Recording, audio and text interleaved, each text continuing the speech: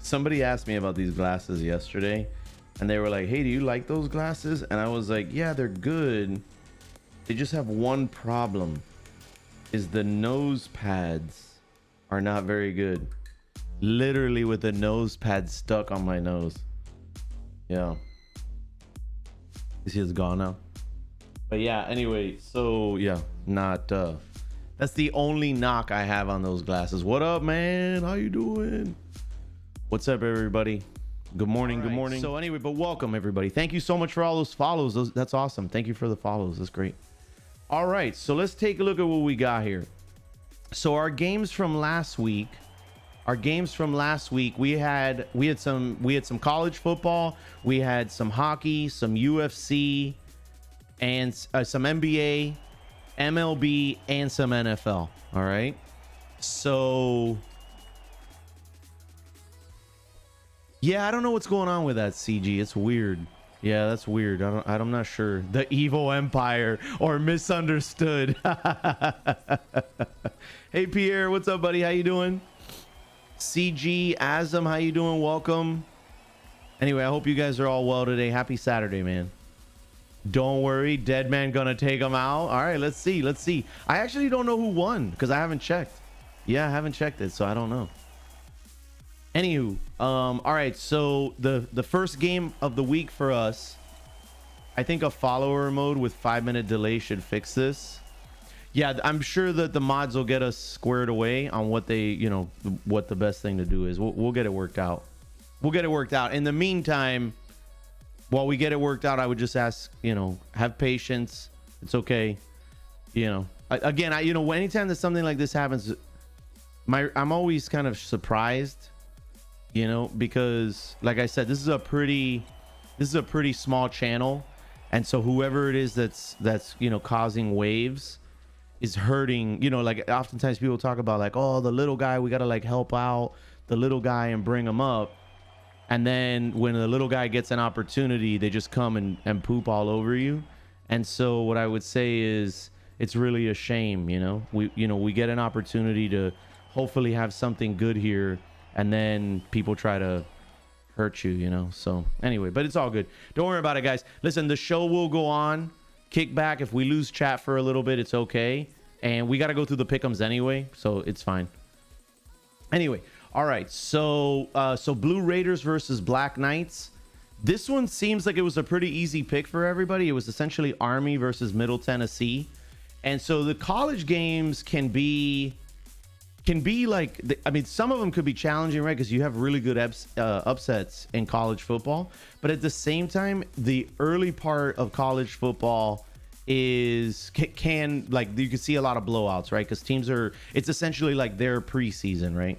So anyway, so 71% of chat winds up taking the Black Knights. And of course, I picked the Black Knights. So 42-0 on that. 42-0 on that. That was a blowout.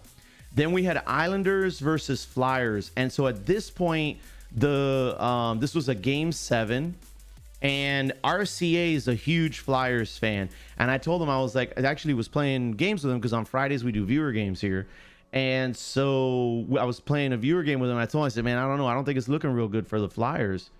So Islanders wind up taking that, and they advance to what we now know is the Tampa Bay Islanders series, with Tampa up 2-1. And so this game was last Saturday, right? Because this is last week's pick'ems. So we also had a UFC matchup. We had Overeem versus Sakai. I went with Overeem, of course, because I know all, naturally. And 58% of chat. So far doing great, right? So here we are. We're 3-0. Bucks versus Heat. This was a game 4. This would have been a sweep if the Heat could have pulled this out. They wind up losing this game 115-118. But during this game, Giannis ends up hurting his ankle and has to exit. The crazy thing is that the Heat basically went on autopilot after this. The Heat went on autopilot after this, and just kind of let the Bucks do their thing. So it was one of those things where I'm not sure if it's that the Bucks rallied around that and elevated their game, or if the Heat just kind of like took a break, like they took their foot off the gas. It was weird. But anyway, so the Bucks end up taking this game 118 to 115, and they stretch the series 3-1. The Heat wind up winning game 5, and they take the series 4-1. So the Heat wind up advancing to the conference finals, the Eastern Conference Finals. And we now know they're going to be facing the Celtics, obviously. And we're going to talk about that later. And so Dallas Stars against the Vegas Knights. Dallas winds up winning this game. This was game 1 of this series. And this is a series that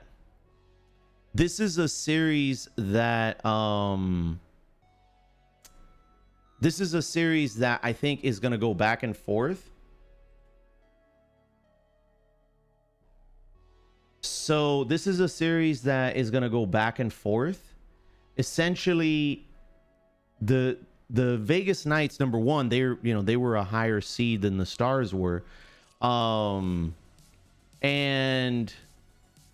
so Vegas has played really well throughout the playoffs, and they've had some really great series. All right, perfect. They've had some very, very good series throughout the playoffs, but they've had a good season as well. Gotcha. Yeah, that works. Okay, good. I think we're cool now. Excellent. So I actually really like watching the Vegas Knights play. Like, I really do. Like, I like the way they play hockey. I like the way they play hockey more than I enjoy watching Tampa or Dallas play. So the Islanders and Vegas, I think, are grittier teams than Tampa and Dallas. I think Dallas and Tampa are they're just more athletic teams. But Vegas could win it all, man. Like, because they are probably one of the more complete teams in the NHL right now. So anyway, that series right now is tied. But so the Stars wind up taking game 1 on this one, and it's 1-0. Celtics versus Raptors. So the Celtics end up taking game 5. I had chosen the Raptors because I did want the Raptors to advance out of this series, but they got blown out in this game 5. That was like really, really bad. And again, so we are going to talk about 2-0 series later today. We do have that because that is something that I was thinking about. Like, I was trying to analyze like what happened to the Raptors with that situation. You know what I mean? Cougars versus Midshipmen. So that's BYU versus Navy. This was a blowout, 55-3. So the Cougars wind up winning that one. And chat was kind of with that anyway. So, there you go. Clippers over Nuggets. This was a game 4. And the Clippers wind up taking it. I believe that series was 3-1, and the Nuggets came back in the final 4 minutes last night and lit that thing up, dude. Lit that thing up. But anyway, so the Clippers wind up taking game 4. They go up 3-1. And last night was game 5, and the Nuggets, just blew up on the scene. We'll talk about that game later. Athletics versus Astros. A lot of people pick the Astros, but I went against the Astros just because the Astros are cheaters, and so I'm not gonna pick their side. So anyway, but it worked out. The A's wind up winning that one. Chiefs versus Texans. This was a blowout. The final score was 34-20, but for the most part, I think it was like 30. I think it was 31-7 for a while. So these were just points that they scored during like garbage time. But the Chiefs, it was just a blowout. And we'll talk Houston Texans later. And I did mention this last week that I thought the Texans were in trouble, and it looks like they are. So, but we'll talk about that. Like, was it good Chiefs or was it bad Texans? The NFL it can be weird at times, but I do think that they have some glaring issues. And then finally, Lakers versus Rockets in game 4. The Lakers wind up taking that 110-100. Houston just lost House from the bubble, so he's been thrown out and he will not be returning. So, the Rockets are down their 6th man, which, when you're playing small ball, it's really important that you have everybody. And so I think the Rockets they're pretty much dunzos here. I think that's pretty much it for them. What's up, Zod? How you doing? Astros now use Light Bright to cheat. What's up, Chubby Panda? Good morning. Def Stamina, how you doing? Welcome back, everybody. Welcome back. Those of you that are coming back, thank you very much. I appreciate that. Who you got for Adesanya versus Costa? Adesanya? I don't know, man. I don't know. That's a tough one. We're going to be doing a watch party for that one, Clumsy. Yeah, we're going to be doing a watch party for that in Discord if you want to hang out with us. But I don't know, man. I know. How crazy was it that in 2018 the Dodgers almost won that one game where the Astros and Dodgers hit like 1,000,000 home runs and they cheated? Yup. It's crazy. Yup. And it's terrible when you think about, like, the impact that has on somebody's career, like if you're on the other side of those people cheating. Captain Maz, what's up? Stylebender's gonna win. Perfect fight for him. Average Dad, nice to see you again. All right, guys, so it looks like we got this situation under control. Woo, man. So sorry about that. Sorry for all the trouble, guys, but I hope that you're still out there. If you are, you made my day, you made my weekend, so thank you very much. All right, so let's see who won, because I actually don't know who won. I hope I don't work. I want to come through. All right, man. Yeah, for sure. You're more than welcome, dude. You're more than welcome. All right, so let's take a look at who won here. So what you're seeing right here for our pick'ems right here is this is essentially, this is a way to tease the pick'em results throughout the week without revealing who the winners are. Okay, so these names that you see here, these are like masked names. These are like code names for each person in chat. And so this way, like on Wednesday when we do Power Hour, we can show the results from the pick'ems up to that point, and then people can kind of see like, oh man, Covert's at 9, which by the way, I did great last week. I mean, I'm just gonna toot my own horn there. So anyway, but let's see who actually won here. All right, so Pesty 1 actually wins with 11, so a perfect score. Also, our runner-ups were 95 Jekko, B-Moose, Fun Fool, and it's Miller Time. Look at that. Miller Time got 10. Really nice. Patch Adams. I mean, listen, this is respectable. Listen, 9 is very good. 9 is basically perfect, okay? Obviously, because I got it. But yeah, I mean, we got Patch Adams. Trouble was in here. No one special here now. Kinger. 2 a.m. I'm sorry. Who else is here?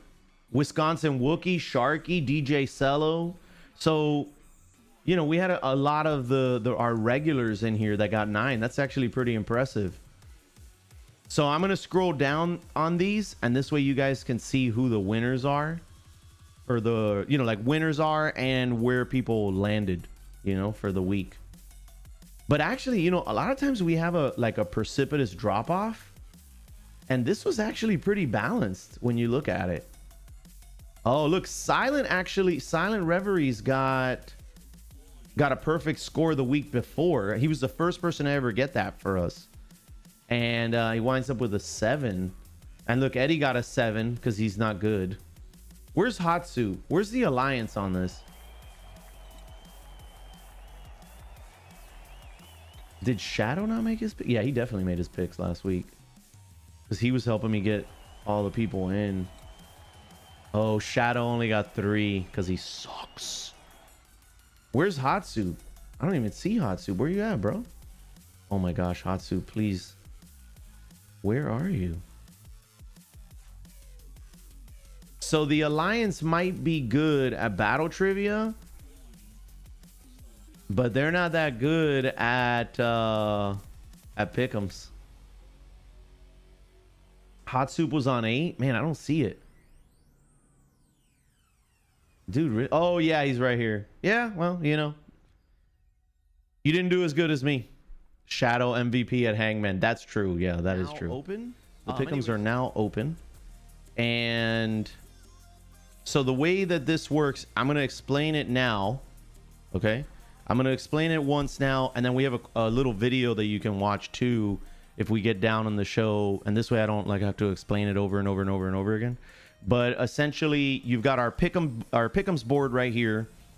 You have a series of matchups, right? And then each row has a letter that corresponds to a given team. So down here we have the Bengals versus the Browns, and you'll see that the Bengals are U and the Browns are V. So the way this works is you're gonna type in exclamation point picks, so that's plural, picks, space, and then the letter of the team you think is gonna win, and then you could just do it all in one shot. You don't have to like do it 100 times. So then what you would do is exclamation point picks, and then just put all the letters together like one word, and you're good to go.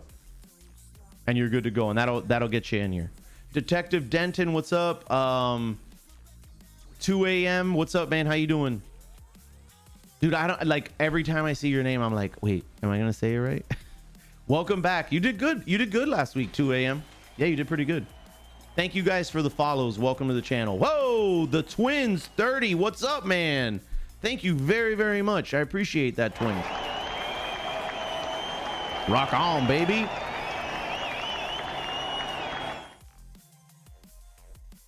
Captain Maz, look at Hot Soup's submission right before yours.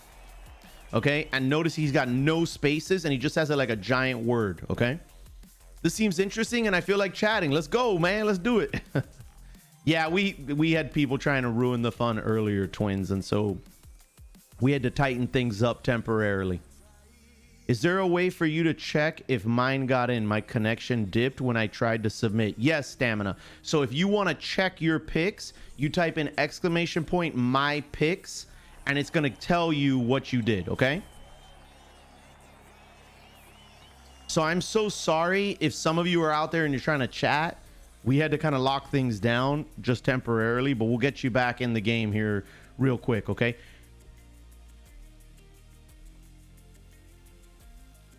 I'm like choking over here. Choking over here, man. Silent, can we make it so that that they can jump in? Choking like Siakam. What's our first sport of the day? What's our first sport of the day? I missed that.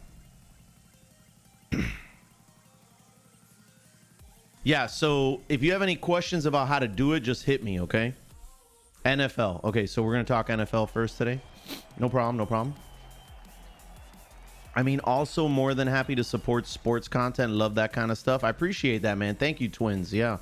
Thank you very, very much. It's a pleasure to have you here.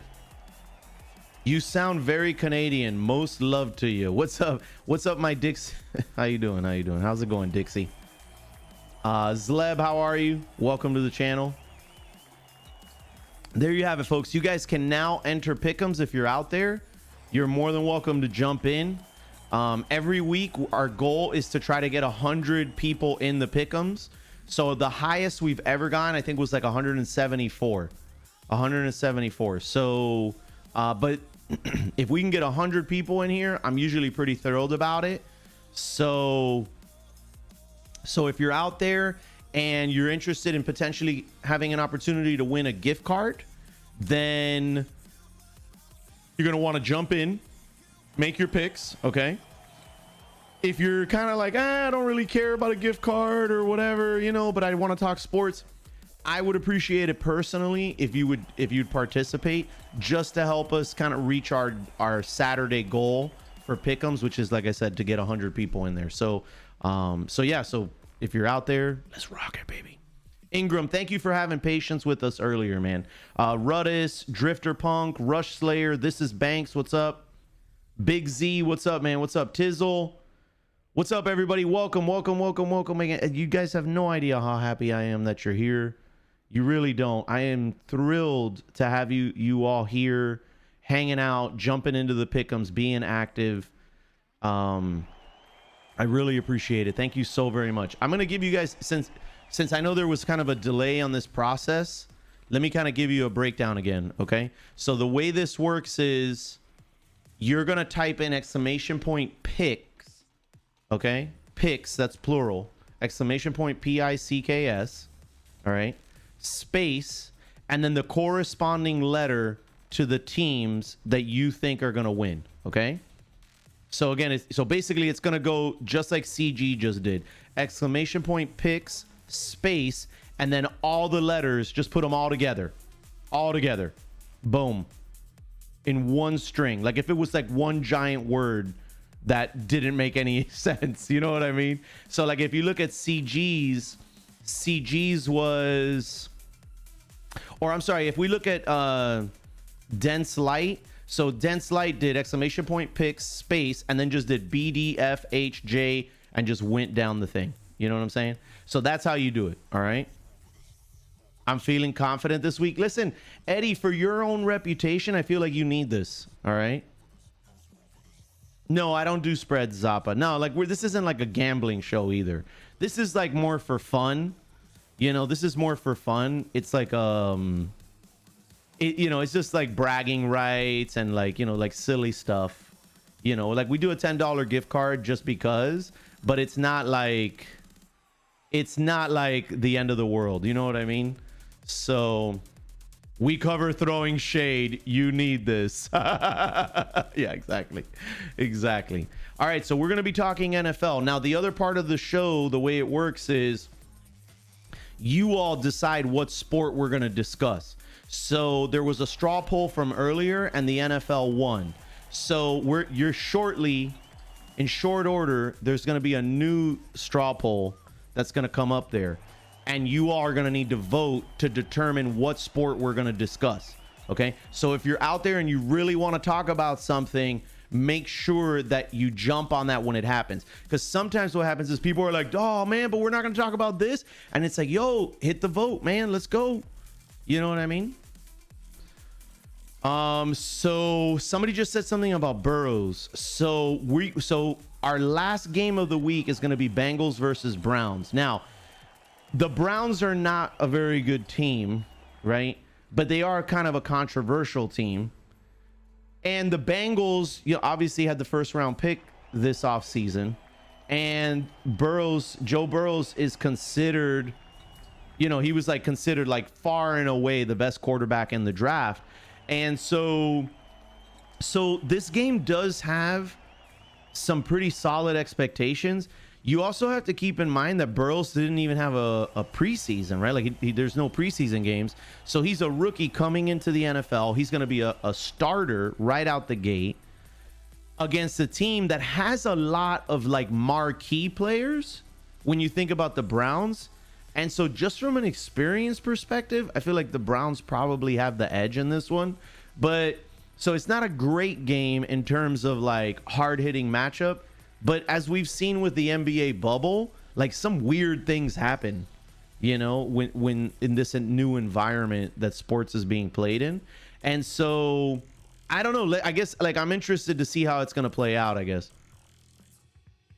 Vikings eat packs for sure. Browns win by 12 plus. The Bengals have a surprising amount of offensive firepower. Yes, but they have a rookie quarterback that didn't have a preseason. Like, I mean, I feel like they're kind of going in blind. Don't you, Detective Denton? What's up, man? And welcome to the channel. Cool thing you got going on here. My Lakers and my Padres are killing it this year. Now that we got football, I hope the Chargers pull through too. We can talk Chargers if you want, Drifter Punk. We definitely need to talk Lakers though, because I don't know if your Lakers are coming out of the West, bro. So, but we'll see. Anyway, so I'm going to kind of go through the picks here. So you got Blue Devils versus the Fighting Irish, right? Duke actually like can pull out a win, but I think given, again, just kind of going back to what we were talking about earlier, given the environment that we currently have for sporting events, I would say you kind of have to go with the Fighting Irish here. So let me make my pick. There you go. All right. And then Lakers versus Rockets. I'm definitely taking the Lakers, even though the Rockets could pull an upset on this to kind of try to stretch the series. But I think Rondo played very, very well in the last game, and LeBron looked insane. So I'm going to go Lakers here. Then we have Michelle the Karate Hottie, which is what a great nickname, and Angela Overkill. I'm gonna go Angela Overkill here, but I mean, I normally make my UFC picks based off of nicknames, and the Karate Hottie is actually one of the most amazing ever. English Premier League, we do have a matchup here, so we're gonna go with Tottenham here. Packers versus Vikings. So you guys are going Vikings. I'm actually gonna go Packers, and we can discuss that now that we're gonna be on the NFL. Lightning versus Islanders. The series is 2-1, huh? I'm gonna go Lightning here. Obviously, I picked the Islanders originally, and I got that one right last week. Buccaneers versus Saints. I'm definitely going Bucks here. Stars versus Golden Knights. I'm going to go Stars. Heat versus Celtics. This is actually a really hard one. I'm not going to be able to make this pick right now. I'm going to have to wait on this one. Going to go Dodgers here. And I'm going to go with experience on the Brown side. Okay. I'm not going to make my Heat pick yet. When we get to the NBA, I'm going to make that pick. Yeah. When we get to the NBA, we'll make this pick. All right. If you have not gotten your picks in, you need to hurry. Yeah, in all seriousness, if you haven't gotten your picks in, make sure to jump on that, all right? It's an opportunity to win $10 gift card, bragging rights, and all that. Aren't the Browns playing Baltimore? No, they play the Bengals on Thursday night. At least according to the NFL. Where do we go to pick? So both Buthick, you do it right here. Bothick, you do it right here in chat. So I guess you know what? I didn't explain this. So everything we do here is fully interactive. Okay, everything we do is fully interactive. All right. So what do I mean by that? So our pick'ems, you guys do them right from chat. You guys type it in chat and it appears on the screen. Okay. So you type !picks and then you just get all the corresponding letters of the teams that you think are going to win. And then boom. You know what I'm saying? And you just do it right in chat and then it shows up here. So if you see the percentages next to each of the teams, that's the percentage of Twitch chat that is picking those teams. Okay. That's how that works. So there's actually a quick little video that I did on it. We actually published it yesterday. So if you want to watch that really fast, I think it's like, I don't even know. I think it's like 65 seconds or something. So you can watch that, but real quick, I'm just going to explain it one more time. So you type in !picks space, and then all the corresponding letters of the teams that you're going for. Yes, I understand that the Browns are playing the Ravens tomorrow. However, this isn't for tomorrow's game. This is the Thursday night game. So actually, if you take a look at the pick'ems, Hugmans, what's up, Hugmans? Welcome to the channel. So if you take a look at all of these games, you actually see here towards the center, right? You're going to see what the league is. You're going to see what division they're in or what playoff matchup it is. And then it tells you the day and the time of the game. So this particular Browns game is Browns versus Bengals on Thursday, not Sunday. So we're not covering the Sunday game. That's not part of our pick'ems, right? So if you notice here, we've got college football, we've got NBA, we've got some UFC, we have some Premier League, we've got NFL and NHL, right? And so we try this because this show is This Week in Sports, and we cover pretty much every sport. Although I don't get into baseball too much, unless something's going on. But so it's just a diverse lineup. Only thing that may be useful to add is it doesn't show where the game is being played. Maybe useful.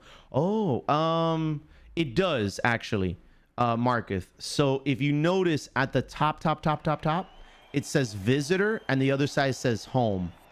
Do you see that? Did you, Marcus, are you there?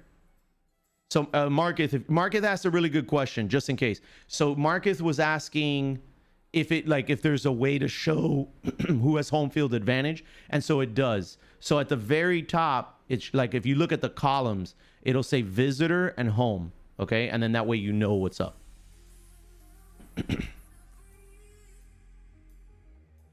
All right, so right? Okay. So so that's our pick'ems for the week, and you guys are more than welcome to jump in. If you're not ready to make your pick, that's okay. We can talk about some things, you can ask questions, and then maybe we help you kind of round out your own picks. But in the meantime, the ones that you're ready for, like, so for example, I didn't finish all my pick'ems. So if you see the little logo, like like a drawing of my head, which is the logo of the channel, those are my picks currently. Okay, those are my picks currently. So you'll notice that Heat versus Celtics I haven't picked yet. I'm gonna make that pick when we get to the NBA. But what I would say is the games that you're sure on, that you're kind of like, oh, that's a lock, I'm gonna jump on it, you can just do them right now. Tridian, thank you very much for gifting that sub to Captain Maz.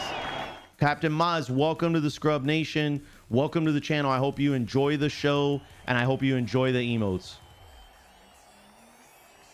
Damn, you picked the Packers? I'm a Vikings fan. Feels bad, man. So, Viznu, I'm thinking that this is what I'm thinking. You got Cook is unhappy, right?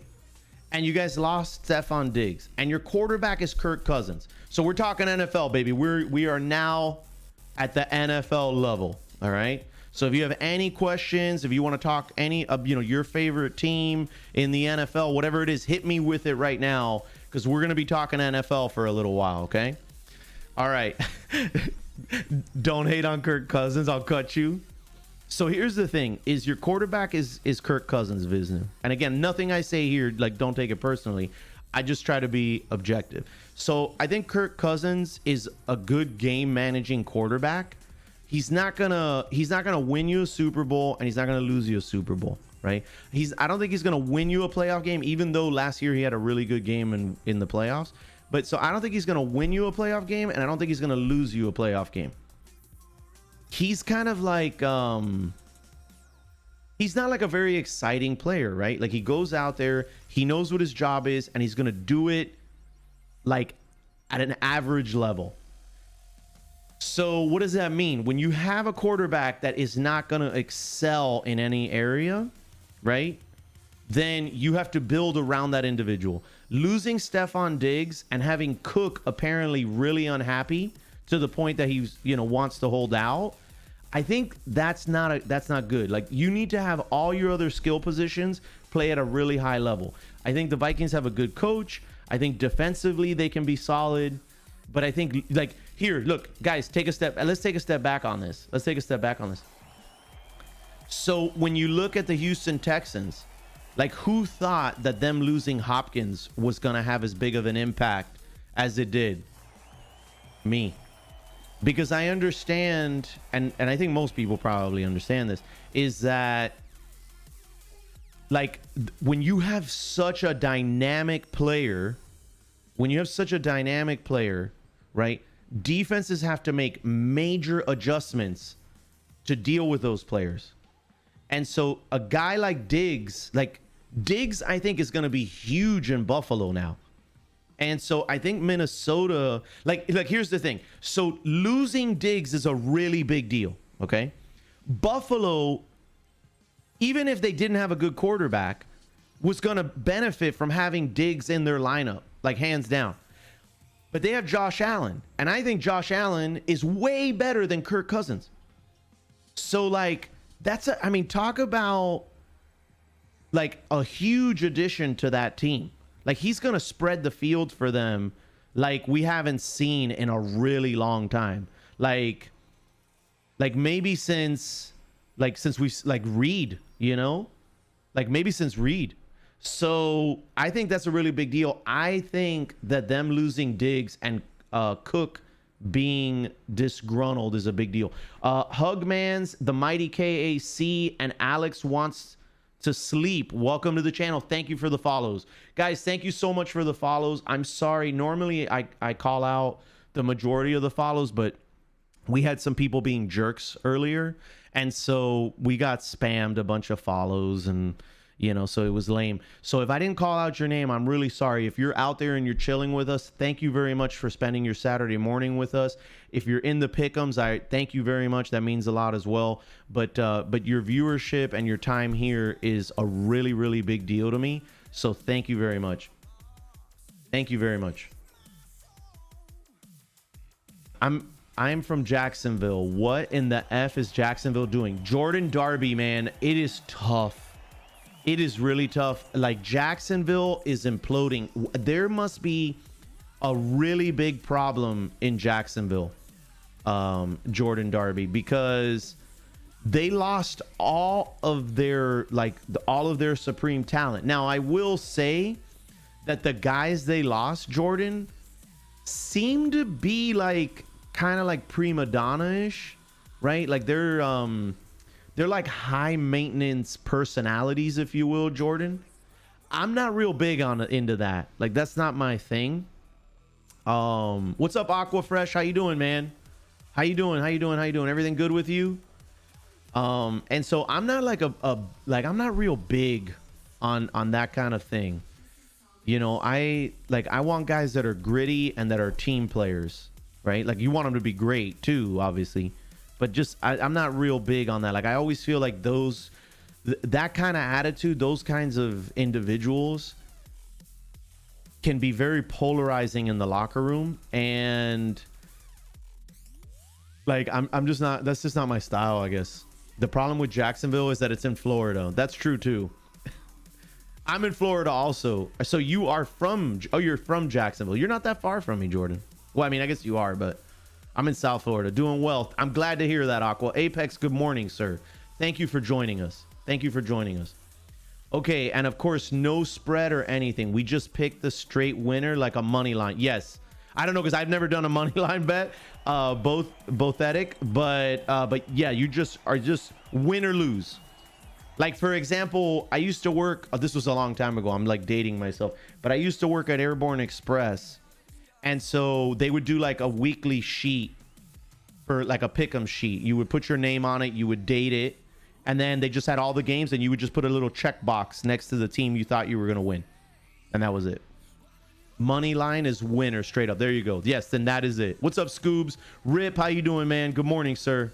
I lost my chat for a second, so I apologize if I missed your question. I'm not ignoring you. Hit me again if you have another question. There's definitely some locker room stuff going on, but then you add in that they took a cornerback with the 9th pick, plus now for the next 4 years we have like 20 draft picks. So here's the thing. I actually like Tom Coughlin. Now, I don't know if he's a good GM. Just because you're a good coach and you won a Super Bowl doesn't mean you're a good GM. Like, even if you look at Doc Rivers, right? Doc Rivers goes from Boston. I think Doc Rivers is one of the best coaches in the NBA. So he goes from the Celtics to the Clippers, right? Takes over as GM, and it's like, you're like, I don't know. So just because, and I'm not saying he might have, you know, maybe he could have been great. I have no idea. But I did like Tom Coughlin in New York. And I do like that, like, hard coaching style. Like, I don't like the whole like soft approach. That's not me. Football addict, bro, I need to see you pick the Heat right now. Don't let me down. Listen, when we get to the NBA, by the way, the straw poll is up right now. After we talk NFL, you guys right now have the ability to pick what we're going to talk about next. So make sure to get your votes in, because you don't want to be disappointed. Any thoughts on the Giants this season? I mean, here's the thing, Captain. So the NFC East has been a joke for a really long time. It's crazy because the NFC East used to be like one of the toughest divisions when I was a kid. Like, it was, I mean, you're talking, think about this. These are storied franchises. The Washington, well, whatever. I swear I didn't do that on purpose. But so you have Washington, okay? The Dallas Cowboys, the New York Giants, and then I would say the Philadelphia Eagles, right?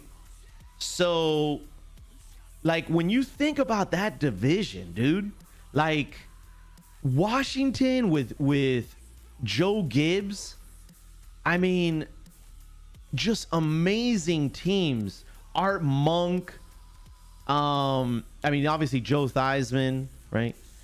And like, granted, now the Redskins won with Mark Rippon, and Mark Rippon is a good example if we're talking about Kirk Cousins, okay? Like, if you're talking Kirk Cousins, right? If you're a Minnesota fan, this is what you have to think, okay? You have to think back to teams like what Washington had with Mark Rippon, and think back to the Baltimore Ravens when they had Trent Dilfer, okay? So Trent Dilfer and Mark Rippon was a terrible quarterback, right? He wasn't terrible, but he was like, he probably wasn't even an average quarterback. But what did Washington do? They built a team around him, right? That it was like, he can't lose, you know, like he just can't lose the game for them. When you think about the Baltimore Ravens, it was the same thing with Trent Dilfer, right? He just can't lose the game for you, right? You just have to make sure that the pieces around him are really good. And that's essentially what the Ravens did too. I mean, aside from the fact they had a nasty defense, but that's the whole point, right? Like, you have to make sure that you have a good group around him. San Francisco 49ers, right? Like, the jury's still out on Garoppolo, but when you look at that team, right, when you look at the skill positions on offense, they're very good. They have one of the best tight ends in the league. They had one of the better running backs last year, right? They got solid wide receivers. They got a good O-line. They had a great defense, the #1 defense in the NFL. And so you end up with a guy like Jimmy Garoppolo, and you're like, well, okay, he just can't lose the game for us. Now, here's the thing, is people were really upset with Jimmy G because he missed Emmanuel Sanders in the end zone. I think it was like a 6-yard pass. He misses him in the end zone. If they score there, they win the game, right? But that's my point, is that Kirk Cousins and Jimmy G aren't going to win you the game. And if they do, you should thank your lucky stars, because it's probably not going to happen again for a while, right? Like, you can't count on that. That's why I was saying about the Raptors, like Powell, you can't count on Powell to win you the game if you're the Raptors in a game 7. No way. You gotta have your quote unquote superstars or your wily vets come up big in those spots, because I've said it before and I'll continue saying it, man. In a game 7, man, those butts are puckered up, dude. They're puckered up. So anyway, so if you're like Vikings versus Packers, here's the thing. Vikings lose Diggs. Cook is disgruntled. And if you're the Packers, Aaron Rodgers this whole offseason has been like, I'm going to show everybody what's up this year. Right? Because people were saying, oh, he kind of like fell off a little bit. They drafted a quarterback in the first round. I mean, that man has to be on fire. As full of himself as Aaron Rodgers is, bro, he's gonna come out like the Hulk. So I'm definitely going Packers. But the Pack defense is still lackluster. That's true, yeah. Yeah, well, I mean, they did address some defensive needs. Jimmy G basically only had the last year where he was 100%. This year is the one that can make her. Yeah, I would agree with that, yeah. Bob, that's why I was saying, like, jury's still out. I think I agree with you, Bob. Assuming that he doesn't get hurt this season, I think this is the year. Thoughts on the Lions? Big Z Dub, man, I'm so sorry. Big Z, wait, before I answer that question, can you promise not to hate me? The Packers front office is a mess. And, you know, and this is something we've talked about before, Detective Denton, which is, good morning, Oof Gang, how you doing, man? Does the structure that the Packers have lend itself to just not being competitive, right? Like, is this a bad setup for an NFL team?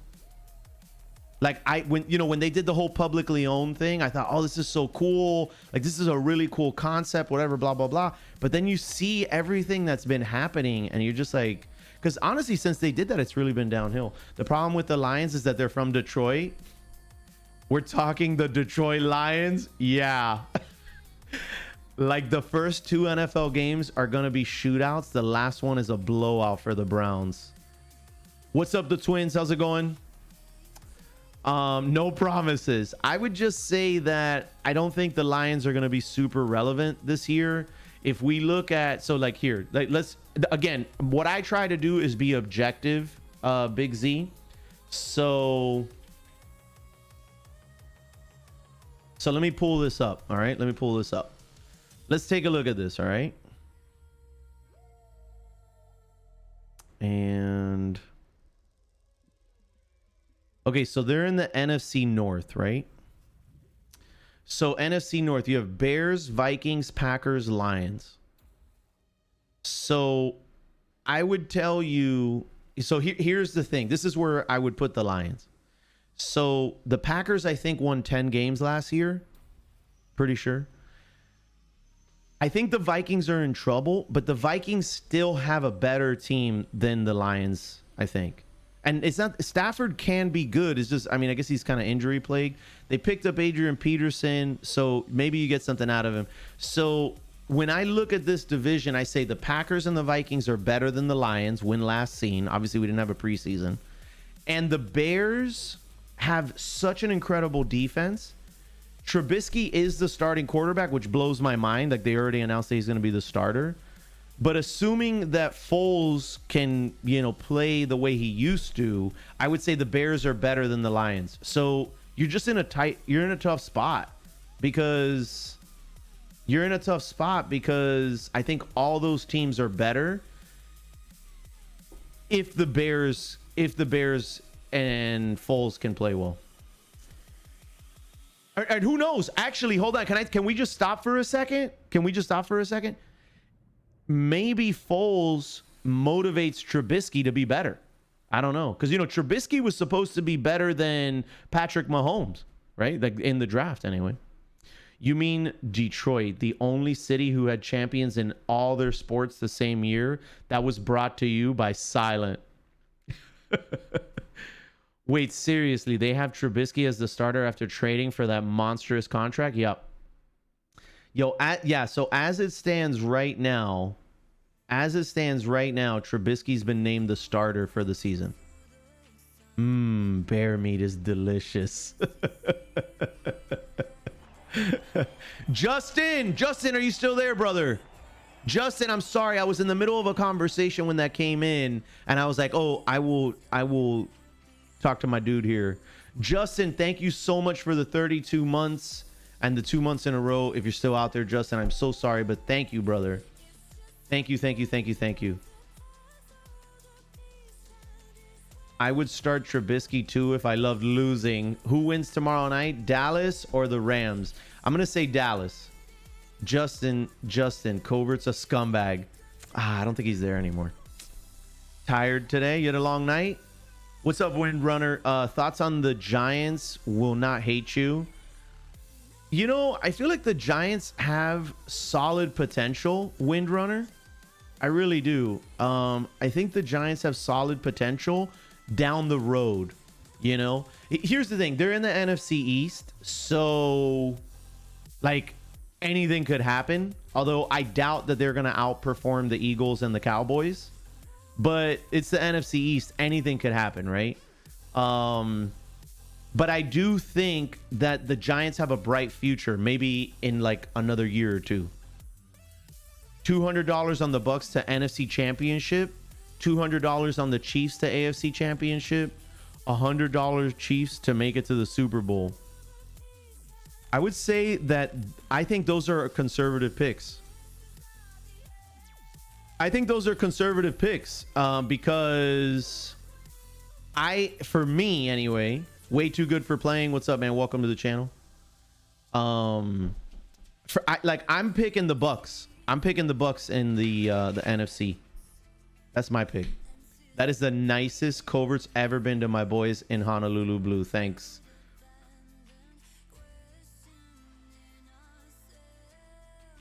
I really like the Giants' new coach. He just needs a few years to build a roster. Marcus, I don't know. Like, honestly, I don't really know the coach all that well. I like the Carolina coach, the North Carolina coach. Yeah, I like that pickup. But I feel like the Giants hired a guy that's kind of unproven. I mean, I'm okay with that. I don't have a problem with it. It's just, I don't know. I guess we'll have to wait and see. Either way, he's not the one that's going to build the roster, right? It's the GM. What's the GM's name for the Giants? And for some reason, everybody hates that guy. I guess maybe he comes off a little obnoxious, but everybody hates that guy. But I feel like he's done a pretty decent job. I love my Saints, but I don't see them having championship aspirations this year. Well, I am wearing a Tiger on Saturday, Saint on Sunday shirt. Of course, Big P's not here, and I'm wearing the shirt. But I would say, you know, I don't know. Like I'm not a huge. It's interesting. I'm actually not a really big Drew Brees fan. You know, like I get it. The guy's got great heart, and he's got, like, you know, everybody says he's a Hall of Famer. I understand all that stuff. I'm just like, like he doesn't do it for me. He never has. And like somebody was saying that Sean Payton should be fired. That's what they were saying last week during the show. And I was kind of like, what the heck? Really? I actually think Sean Payton's the only reason why the Saints have done anything. Oh no, I'm a Georgia fan. I gotta go off topic, but thoughts on JT Daniels? No, so Jordan, I'm not a Tigers fan. This is just every week I try to wear something different if I can. Hey guys, really quick. This is super duper important. Okay. We are at 67 entries into Pick'ems right now. All right. We need to get to 100. If you have not put in your picks, you want to do that right now. Okay, you want to do that right now. If you win, you have a shot at, if you have the best picks, you win a $10 gift card. All right, so that's great for you. Even if you're kind of like, I don't know, whatever, I need you to get in here because our goal every week is to get to 100 picks. All right, so need you to get in here. We're doing great. We're already at 68, so this is phenomenal. I just don't want to lose the energy on this, especially because I think Jordan Darby said he's got to go, right? So like, I want to make sure that everybody got in here before you step away. Also, you don't want to go anywhere because we still have other sports to talk about, and we still have our battle trivia, which is the best part of the whole show. So you don't want to go anywhere. Trust me, okay? So if you're leaving, I need a note from your parents before you go. All right, this is serious. Like, notice the way I'm looking at you. Okay, this is really serious. If you need to go, then I'm gonna need a note from your parents, and we have to give you a hall pass because you're not allowed to leave without a hall pass because I need to know when you're coming back. Okay, this is really important too. Okay, yeah. But no, in all seriousness, I appreciate everybody that's come out today. Please jump in the pick'ems. Let's make it happen, baby. I agree with that, Eddie. Yeah. Eye contact gives me anxiety. ASMR Sports Talk viewers up by 50K. Stop looking down there. How many times do I have to state that? So NFL, right? So a couple topics that I lined up, and we can race through these. And then I don't know what our next sport is, so I missed the results on the straw poll. But so I put here top 3 AFC and NFC teams. So right now, tell me who you think, what teams in each conference, right, in each division, or each conference, do you think are gonna make it, right? So who are your top 3 in the AFC and who are your top 3 in the NFC? Go, tell me. Next is NBA. Okay, so right after we finish football, we're going to roll into basketball, okay? Thank you guys for jumping in on those picks, Warrior. I appreciate it. I'm so done with Sean Payton right now. It's not even funny. I feel like my fellow Saints fans are drinking the Kool-Aid. So you don't like him, really? What's your reason for not liking Sean Payton so that I can understand? I think Bothetic had said something. Hey, Captain. What's up, Cope? How you doing, man? I feel like Bothetic said something that was interesting. Team chemistry is really complex. It can be very slightly compared to the general mood and vibes in chat. Many times it's all about timing and saying the good words in the good place at the good time and with the correct intonation. Timing and balance are 2 very important items in life. Chat and in the locker room. I agree with that. This is a bit lazy question. Can I ask the bot to tell me if I have any missing picks? I don't know that. I don't think so. That's actually interesting. But no, I don't think so. I don't think we've ever thought about that, Bothetic. 49ers, Saints, and Cowboys. Okay, so you're saying 49ers, Saints, and Cowboys. Okay. And then you're saying Chiefs, Ravens, and Colts. Interesting pick on the Colts. So you have the Colts ahead of the Buffalo Bills, Marcus? Scoobs, where are you, bro? Scoobs. Sick him. Get him. I don't think Scoobs is here. He'd have a heart attack if he saw that. Interesting. So you're going 49ers, Saints, and Cowboys. And you're going Chiefs, Ravens, Colts. Listen, I gotta hand it to you though. You got guts. So 49ers, maybe. I think this might be Seattle's year to kind of push through. I think Seattle might push through past the Niners. So like I don't know how the Niners come back. Like I think, well, like the Niners could be the favorites again. But I mean, Seattle's made some moves, right? They got championship pedigree, they've got really good coaching. So I'm gonna take some chances. I'm taking chances all over the place. I'm going Seattle ahead of the Niners. I'm going Bucks ahead of the Saints, and I'm going Eagles ahead of the Cowboys. So I'm gonna disagree on all three, Marcus. I understand your point, like I understand your position, but I'm gonna go against that. And I'm going Seattle, I'm going Bucks, and I'm going Eagles. In the AFC, I'm going Chiefs, I'm going Ravens, and I'm going Buffalo. Not to mention the Colts schedule's a joke. No, I mean, like, listen, the Colts pick I respect. I respect the Colts pick because they do have a shot. A lot of it, though, here's the problem is I haven't been able to see Phillip Rivers since last year. And when last seen, Phillip Rivers looked like he should have retired 2 years ago. Yeah, I don't know. So that's where I'm at there. Let me see here. So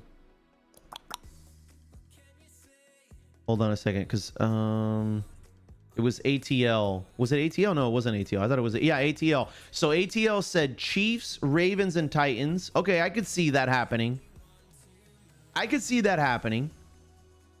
And then you're going Bucks, Packers, and hopefully Falcons. I think there's zero shot the Falcons are there. I mean, like, okay, maybe 1%, right? Like, I wouldn't say 0%. 1% chance that the Falcons are there. I don't think the Packers are going to be top 3. And when I say top 3, I'm not talking about records. I'm talking about, like, from the playoff perspective, okay? Because some of these divisions are a little easier than others. So I'd give the Falcons a 1% chance. I wouldn't put the Packers ahead of the Niners, the Saints, Seattle. Like, I wouldn't do that. Let me see here. AJGX7 says Chiefs, Ravens, Steelers. Okay. Yeah, maybe Steelers as a sleeper. I could see that. Let's see here. NFC for AJG. What up, Chaotic? How's it going? Okay, so AJGX7 says Chiefs, Ravens, Steelers for AFC. And then he says Bucks, Seahawks, 49ers. Honorable mention to the Cardinals. Okay. I could see a big battle between the Niners and the Seahawks for sure. Yeah. I could see that. Bears have the NFC North this year. I think Trubisky's going to play like he did when they were 12-4 2 years ago. Okay, hold on. CEO Yeti. When they were 12-4, he actually didn't play that well. Their defense won them a lot of those games. Trubisky was relatively pedestrian that year. He just didn't lose them games, but he, I feel like he did a lot on his feet, with his feet. But I mean, passing wise, he wasn't great. So, and I don't know, wait, so CEO Yeti, do you think the Bears defense is better now than it was then? Because if you don't think that, I would tell you there's actually zero chance of that happening. Yo, what up, Alpha? I was thinking about you this morning. Aaron Instinct. Hey, I'm back. I know. What's up, man? How you doing? What's up, Aaron? Okay, so Hot Soup says Chiefs, Ravens, Bills. Chiefs, Ravens, Bills. Okay, I'm with you. You're going Niners, Saints, and Seahawks. Yeah. Yeah, I could see that. I could see that. But I would actually say Saints, Bucks, Seahawks. Yeah. You got no faith in the Steelers? It's not that I have no faith in the Steelers. It's not that I have no faith in the Steelers. That's why I said, like, as a sleeper team.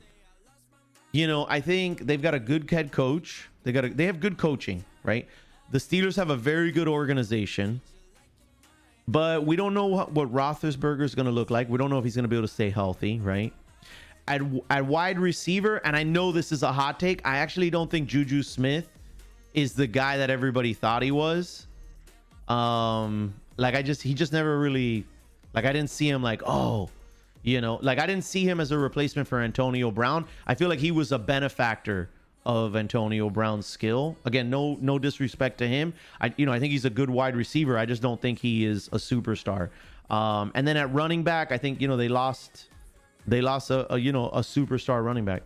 Steelers had the 4th best defense last year and basically didn't have a QB. That's true. Yeah, that's true. Big Ben is back. Steelers are going to be the real deal. I don't know. And they've also aged quite a bit is the other thing. And so, like, when you think about the Chiefs and you think about the Ravens, again, we didn't have a preseason, so I have to go off of win last seen, right? So we didn't have a preseason to be able to, like, evaluate where teams are. So this is all based off of win last seen. Seahawks overrated. No home field advantage this year. You think the Seahawks are overrated? Man, I really like the Seahawks. Yeah. Steelers have a super easy schedule. I haven't looked at their schedule. Yeah, Bears D is going to be way better this year. All right, so if you think that their defense is going to be better this year, CEO Yeti, then, like, maybe. Because, like, what I'm thinking is that maybe Foles pushes Trubisky to play better. You know, like he's basically bringing up the rear on him. He's got to make a move or he's going to get benched, right? Like, so, like, the pressure's on for Trubisky this year, Yeti. I don't know. Maybe he ends up being the guy they thought he was going to be when they drafted him. Okay, so Jordan says Bucks, Niners, and Packers. Wow, that's a hell of a hot take, bro. Chiefs, Ravens, Bills. Honorable mention to the Cowboys. Okay. Yeah, so AFC, I agree with you entirely. Because, like, here's the thing, guys. Like, you guys are talking about the Steelers, but, dude, the Bills, man. The Bills look really good. The big question, I think the only question mark for me for the Bills is their quarterback. Is Josh Allen that guy? You know, like, if Josh Allen is really good, then, I mean, the Bills are going to collide with the Ravens and the Chiefs. I think the Ravens are going to be better this season than they were last. They drafted a good wide receiver. They have 2 really good running backs, and they have a very good quarterback. He's very dynamic. The Chiefs have all the offensive firepower you want. I think this week's game, I don't think you can really judge anything from their defense, even though it was a blowout. But because I think Houston's not very good. I think the Saints beat the Bucks. Historically, players that left Belichick's system perform poorly with other teams. You know what, Daffodil? That's actually a really interesting point to make. Is that like do you know if that's factual? Like, I'm trying to think. Like, what's his face won a Super Bowl with the Broncos, right? What was that dude's name? The guy that was with the Dolphins and he got traded to the Patriots and then he wound up going with Peyton Manning. I definitely have limited faith in Roethlisberger's health. Yeah, Aegis, he's been hurt a lot. What's up, Aegis? Welcome back. Big Ben is only getting older. Agreed with that. Aquafresh, yeah. What's up, Reaver? Fun fact, my sister's dad coached Bud Dupree in high school. Look at that. Fun fact, my sister's dad. Okay, so is she like your stepsister? Baker Mayfield threw like 4 passes to him all year. He was almost a third option. How about the Finns? Bayonet, like I live in South Florida, and the Dolphins are like the bane of my existence. So I would tell you the Dolphins will be irrelevant. Yeah. Like when we're talking about who the top 3 teams are going to be, the Dolphins have nothing. Like they have nothing. Bills have talent, and I agree. Allen needs to show up. Yeah, like this is the year.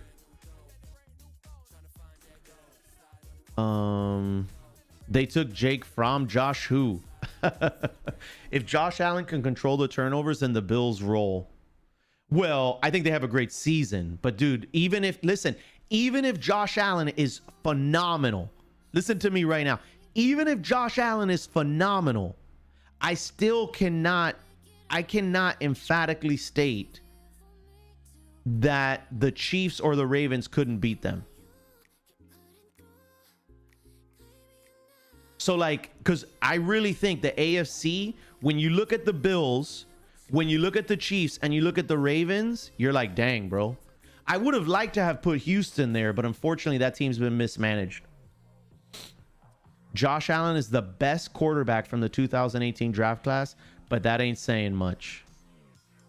That's the perennial question for the Bills, though. Is Allen, Peterman, Tyrod, Orton, Fitzpatrick the guy? Yeah. Nugget, what's up, Nugget? How you doing? Yo, Radical, what's up, man? Yo, good morning, everybody. Everyone, hope everyone is having an awesome Saturday. Yes, so far so good, my brother. Honest thoughts on Winston, 4,000-yard passer. Winston, out, done, out. Like not even worth talking about. Not even worth talking about. Dolphins have quietly built a great defense. The Dolphins' problem is that their organization sucks.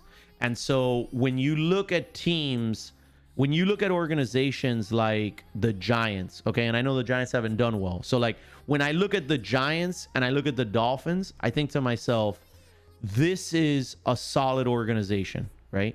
So again, I didn't say the Patriots, right? I'm giving you an organization that's won a couple Super Bowls, but it's been kind of irrelevant for a little while, right? They take a hit, but they keep coming. When you look at the Steelers have a great organization, right?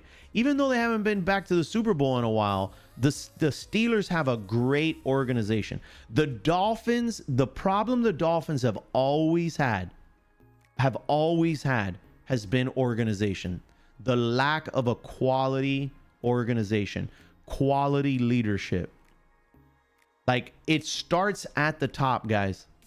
In any business, and the NFL and these sports teams, even these college teams, this is a business, okay? In any business, leadership is paramount, okay? Because leadership is and are the group that are the ones that make decisions about who you bring in, okay? So those are the individuals that make decisions about who you're going to surround the organization with. Quality people or not, right? Quality talent or not, right? Like, are you making a hit or are you making a miss? And the Dolphins, for pretty much my whole life, the Dolphins have had a bad organization. The Dolphins 1 year went out and they made all the moves. I think at one point they had 11 first-round picks that they had signed. They were all free agents. 11 first-round picks they brought in. They got eliminated by the Buffalo Bills that year again. I thought there was a sign of change last year with Finns got rid of all the BS players. Bayonet, I don't know. Like, Don Shula. Listen, I mean, look, Don Shula, one of the greatest coach, one of the most accomplished coaches in NFL history. I mean, I watched Don Shula mismanage the defensive scheme with the Miami Dolphins year in and year out. Okay, like, so like this is something that you won't know unless you were around in those days, or if you're young enough to remember or old enough to remember this stuff. But so the Dolphins had Dan Marino, okay? Their best running back during his tenure was Bernie Parmalee. Bernie Parmalee was a UPS driver. All right. So Bernie Parmalee was a UPS driver. This was the best running back to ever had played alongside Dan Marino. Okay, so that's number one. All right. So the running back situation in Miami was mismanaged in the entire time in all of the 80s, all of the 90s by Don Shula. All right. The offensive line for the Dolphins was mismanaged for that entire era, 80s and 90s, by Don Shula. All right. On the defensive side of the ball, I cannot remember this man's name, but the defensive coordinator for the Miami Dolphins should have been a UPS driver. Okay. Should have been a UPS driver. This guy, I'm trying to remember this guy's name. I really wish I could remember his name. Oh my gosh. I wish I could remember this guy's name. The best coach in that era for the Miami Dolphins was Westhoff on special teams, because the Dolphins did have a good special teams. But outside of that, it was really bad. So I get it. Don Shula, like I said, Don Shula, one of the most accomplished coaches in the NFL of all time, in all of NFL history. But the Dolphins were mismanaged. And the reason why Dan Marino never won a Super Bowl was because of that lack of organizational leadership, and because Don Shula let that man down. Bro, if you hit me with that man's name, laces out, only reason he's treating him like Mario Chalmers. So I don't know. So like, okay, so they got rid of some guys that you think were maybe kind of douchey. Bill Arnsparger. Nope, that's not him, Reaver. Nope. That's not the guy. Guaranteed, if you find his name, I will know it. Listen, Dallas, top 3 this year. Put it on the board. Nope. Top 3. So wait, so again. I'm saying top 3, not record wise, right? I'm talking about like how they rank, like playoff wise. He was Italian. Yeah, the guy we're talking about is Italian, but that's not the guy. That's not the defensive coordinator I'm thinking about. All right, you guys are going to make me go look this up. I hate you guys. All right, we got to talk NBA after this, though. All right, and there's a lot to talk about NBA. Miami Dolphins defensive coordinator in the 80s.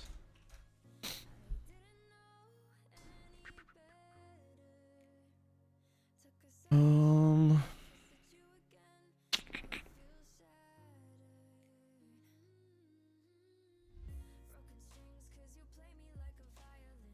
don't know.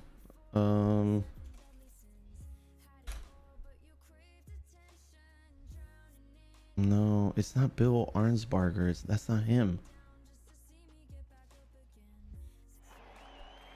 Bro, this was the guy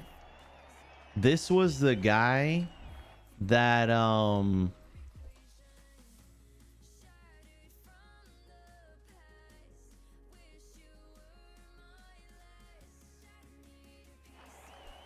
here, I'm gonna get you this guy.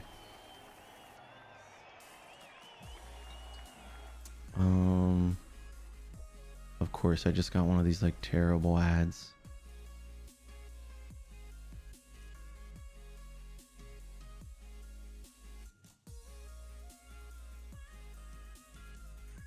Jim Bates, George Hill, Tom Olivadotti. That's the guy right there. 87 to 95. Tom Olivadotti. Oh man, Tom Olivadotti. That guy. Man. You know what? Let me show you something real quick. You see this picture right here? You see this picture? This picture right here encompasses Tom Olivadotti's entire career right here. Do you see this? I want you to step back. Look at this picture. You see this man in this picture? His entire career is defined by that picture right there.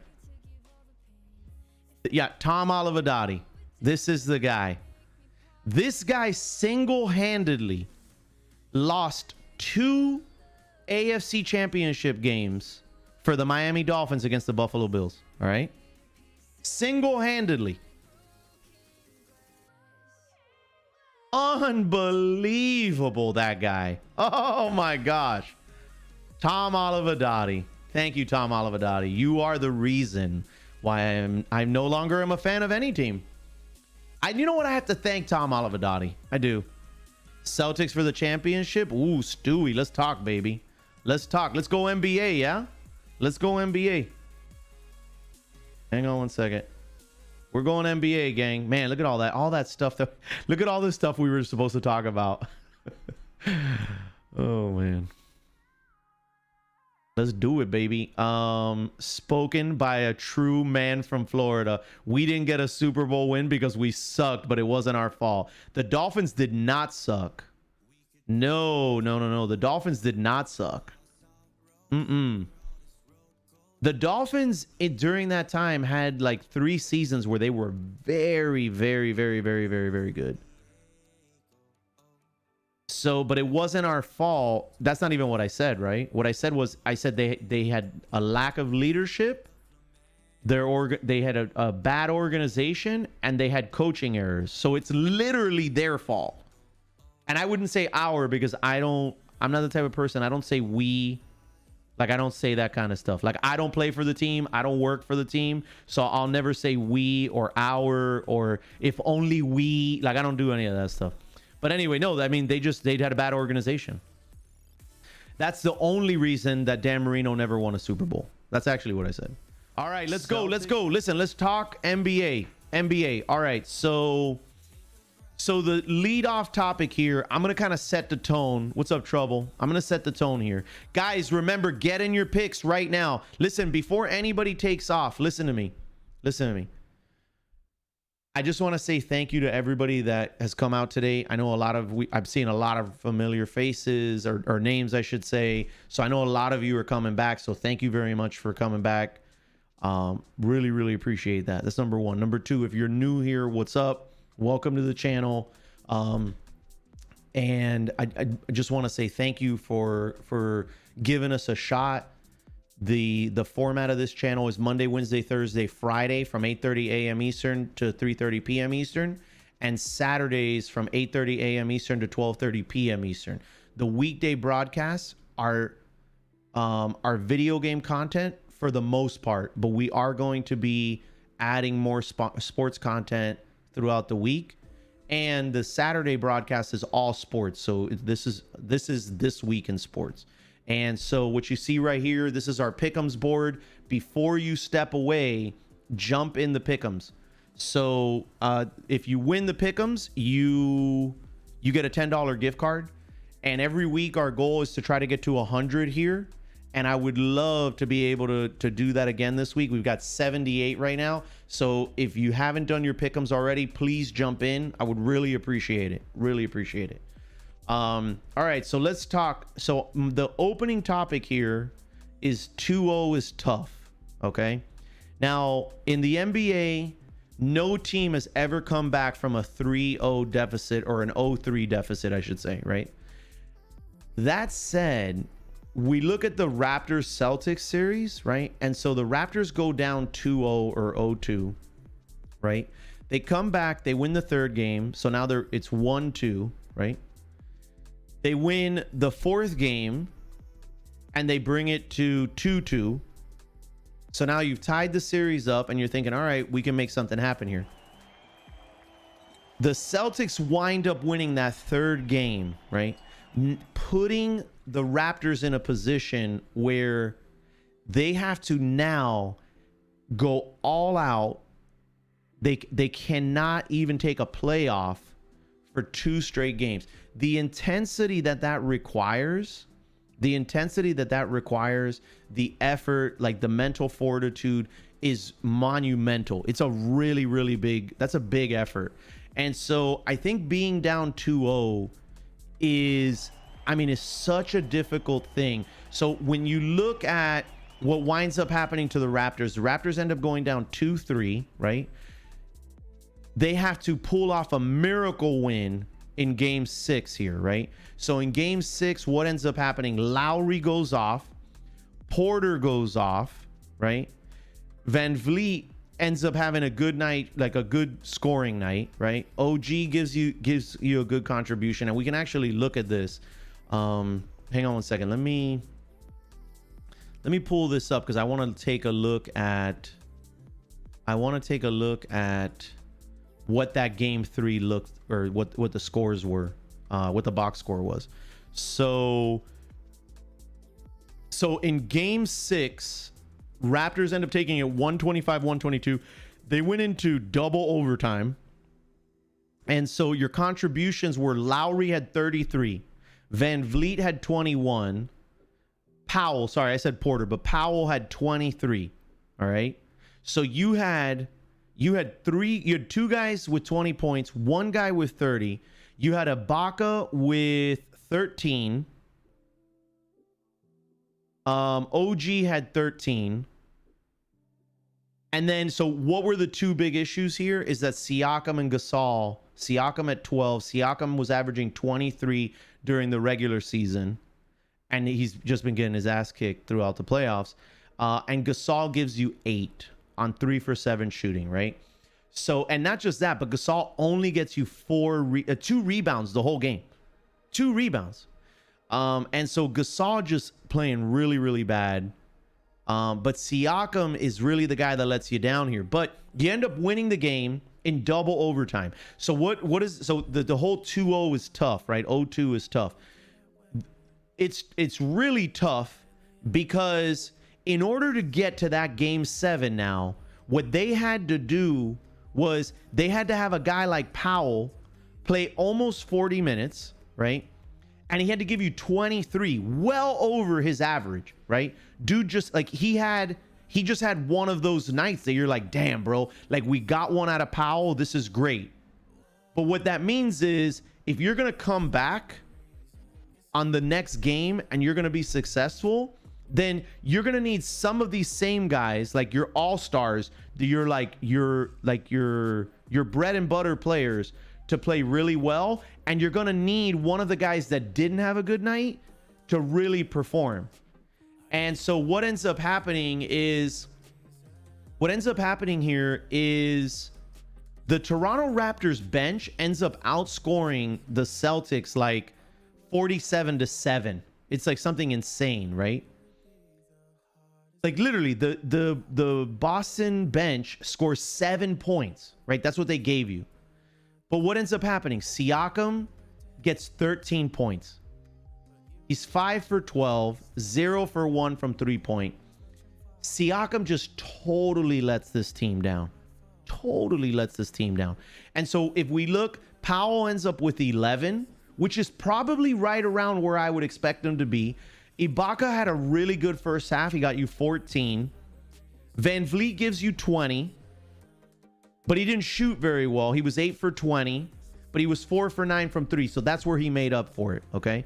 Lowry ends up with 16. So Lowry doesn't have this like phenomenal game. He was 5 for 15. So he didn't shoot very well. So what is that? So that's coaching, right? So Brad Stevens says, dude, we have to eliminate Lowry, right? We are not going to let Lowry drop 30 on us again in game 7. So they isolate Lowry so that he doesn't have a great game. But that means that Siakam and Van Vliet and Gasol have to step up. Because again, I'm not putting this on Powell. I'm not going to put this on Powell. What Powell gave you in game 7 is huge. I'm sorry, game 6. It was huge. So I think Gasol probably going to retire. I mean, if he doesn't, he should. Or I guess it's either that or he has a serious injury, right? He was a -19. Gasol was just atrocious in this series through and through, like really bad. Wide open looks, was passing it, missing close shots, not going for rebounds, not running down the shooter. Like when he's right next to him, giving him a wide open shot. Really bad. Gasol was 2 for 7. If Gasol ends up 4 for 7, this game at least goes into overtime. At least. But the real issue, and I said this at the beginning of the night, is if Siakam plays well, the Celtics have no shot. And he just didn't. Siakam is not the guy. Siakam is not the guy. What's up, Scroogeon? To be honest, Lowry got fouled out with around 1:30 left in the fourth, right? He did, yes. But he still was neutralized. Like, I mean, he wasn't going to drop 15 on them in a minute 30. You know what I mean? Yeah, we did already, Housen. Guys, make sure to get your picks in. Gasol got that fire haircut, though. Ibaka could have stepped up too. I'm not going to put that on Ibaka, though. You know? Like, Ibaka's not your starting center. You know what I mean? Like, I'm not going to put that on Ibaka. Celtics played a good defense, too. Yeah. Okay, so here's the thing. So, Smart played really good defense. Smart looked like he was, you know, he was out there hustling. Like, he was playing his heart out. I'm not a big Marcus Smart fan, but he was out there. He laid it all out. He played at a high level, and he embarrassed Siakam on both ends of the court. He did. Defensively, he embarrassed Siakam, and offensively, he blew Siakam off the ball way too many times. Like, I was actually like, whoa, what is going on here? Like, it was actually really, really bad. Now, I do feel that at the end of the game, Nick Nurse should have called a timeout when there was like 37 seconds left and they needed a 3 to tie the game. He didn't do that. He just let him play. And I think you need to call a timeout there. Number one, there's only 37 seconds left. That's number one. So you need to call a timeout so that you can move the ball up, right? And so you're going to have a half court set. You'll have a 24-second clock, right? And you need to draw up a play. Instead, they ran the ball down. They did an ISO, and they just had Van Vliet on a bad matchup. So they didn't even force a switch to give Van Vliet a good matchup for a quality shot. Like a quality opportunity. So that didn't happen. So I do think he wasted a timeout challenging that Lowry 6 foul bad decision. He still had a timeout. They still had one timeout. You have to call a timeout with 37 seconds left and you're down 3. Like, you have to draw up a play. You have to draw up a play. I think that was bad coaching. That last 3 was so bad, for sure. Yeah. That was like, hey, we're just gonna run down. It was like if you were playing a pickup game at the park. No. There's a coach for a reason. You guys get paid big bucks for a reason. Let's have quality organization. Call the timeout. Let's draw up a play. We're gonna get into a half court set, and we're gonna get a good opportunity. He tried the Phil Jackson thing. It was just bad. Nurse buckled at the end. One thing I will say about Nick Nurse is that he seems like a really emotional guy. He seems like he's very emotional. And the thing is that, like, I'm not going to say that leaders need to not have emotion, but because, like, I do think that there's something inspiring that can come from great emotion in terms of leadership. That said, when you are in a tight spot, leaders need to be stoic, right? They need to be strong. And so that, I wasn't real impressed on that, you know? And that's one of those things, like, so going back to superstars, right? Going back to superstars and the importance of superstars. Here's the thing. What is it that the Raptors needed? The Raptors needed a superstar in the fourth quarter. You know who had that superstar? The Celtics and Tatum. Tatum played huge in the last 3 minutes. He didn't do anything fancy, right? He just made sure that he had quality opportunities. He got to the rim and he made the layups, right? He didn't try to do too much. He just made sure that he had good opportunities and he made those opportunities. What did the Raptors do? The Raptors went up and down and missed shots and didn't get good looks. Now, you have to give credit to the defense on that too, right? So, like, the defense has to be played to prevent those things. But they didn't have the superstar they needed, right? Lowry in game 6 did that, right? He did that. Powell in game 6 did that for them.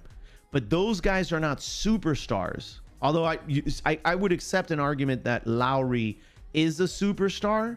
I could accept that. But I just feel like he's more than an all-star, but I feel like he's less than a superstar. So he's like in this weird like purgatory area. I don't know. Like all-star, not super. I don't know. Like that's what I'm saying. He's in this weird purgatory for me. He's in this like weird purgatory for me because he does these really great things, you know. But when you look at the Toronto Raptors, like Lowry is not giving you 30 every night. Like Lowry shows up for a game in a series and like blows up the scene. He takes a night off, right? Like he won't necessarily be lights out the next game. Then he'll come back in the third game and he'll play like great, and he'll be, you know, he'll be incredible, right? And then you won't see him for a night. Like that's why I knew after the game 6 he played, I was like, you can't count on him for game 7. So if you go to my Twitter, I said Siakam needs to play really well. Like they needed Siakam to give him what he hadn't given them the whole series.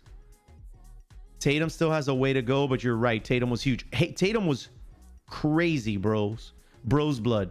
Tatum in the fourth was huge. So if we look at the box score here, okay, Tatum gave them 29, Jaylen Brown gave him 21, Smart gave him 16, Walker gave him 14, and Tice gave him 5. So one concern I do have is Kemba Walker.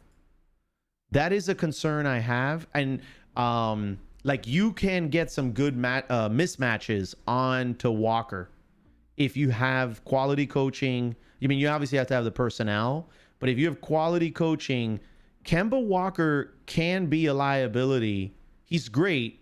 He really is. Kemba Walker is great, but he can be a liability if you can force some mismatches. Thoughts on Kemba? Were the Raptors just good at shutting him down?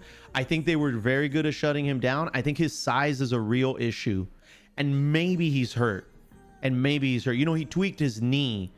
He tweaked his knee at the beginning of the series. Kemba game 6 got completely shut down. Miami taking notes all series for sure.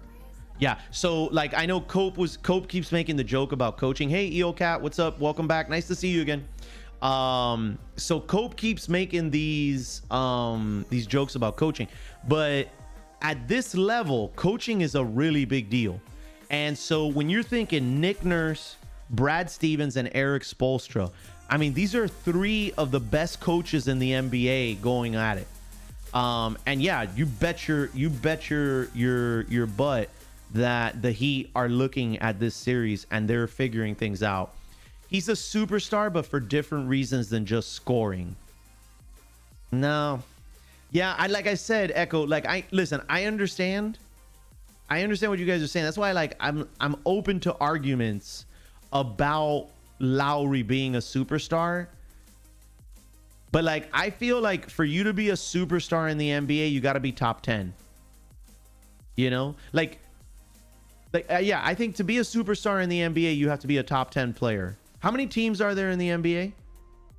How many teams are there in the NBA? Yeah, I feel like you have to be a top 10 player, and Lowry's not a top 10 player. If they rotate Bam on Kemba every now and then, Kemba might be in big trouble. Well, that's the danger with a Bam Adebayo, right? Because Bam can cover, he can guard 1 through 5. He can guard 1 through 5. So this is what I would say then. So there's 30 teams in the NBA, tier grass and stamina. I'm going to say to be a superstar, you have to be a top 15 player in the NBA. No. Forget about point guard for sure. He might be a top. Yeah, he probably is a top 10 point guard for sure. Don't get me wrong. Like if I had a team, I like Lowry a lot. I like him a lot. I actually, wait a second. Echo, where are you, Echo? Hold up, dog. Hold up right now. I'm about to call some major BS. Echo's not going to say anything because he's like, oh shit, I better not say anything. Listen here. Before this series started, what did I say on this show? I said, because Lowry was tweaked, and I said, hey, they cannot win this series without Lowry. Lowry is one of the most important pieces to that team and to this series. I don't think they can win without him. And guess what? They wouldn't have had a shot without Lowry. So I like Lowry a lot. I really do. Like, I like him a lot. Like, I actually think, like, the Heat had a shot at Lowry, and I think he would have made a huge difference on the Heat team. Like, if the Heat had Lowry right now instead of Dragic, oh my gosh, the Heat would be nasty. Nasty. If the Heat would have got Lowry instead of Dragic, I would say Heat in 5 against the Celtics. In 5. But that didn't happen. So I love Lowry. I really do. Like, I think he's incredible. Thank you for the follow, or thank you for the gifted sub to Pat Mahomes 154 Prez. Thank you, Housen. Also, FIFA Dad, what's up? How's it going? Chalk, how's it? Dímelo, con suerte. Heat is gonna grind Kemba. So yeah. So I think that Lowry's very, very good. But I think in order for you to be a superstar, for me, you need to be a top 15 player, and I don't think Lowry is a top 15 player. Speaking of Celtics, Hayward will be back for the conference finals. Scroogeon, yes, they're saying that he will be back early in that series. So now the Heat and the Celtics don't play until Tuesday. So he's got, today. So he's got Saturday, Sunday, Monday. So he's got 3 days to get his stuff in order. I think Hayward will come back, and I think he'll be all right initially. But Hayward could end up tipping the scales for the Celtics. It really is a testament. Like, the Celtics beat the Raptors without Hayward. That's actually pretty impressive. You know what I mean? That's actually very, very impressive. Spicy P, more like bland P.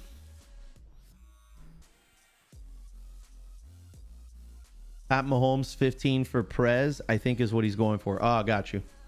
The man isn't the same since his ankle fell off.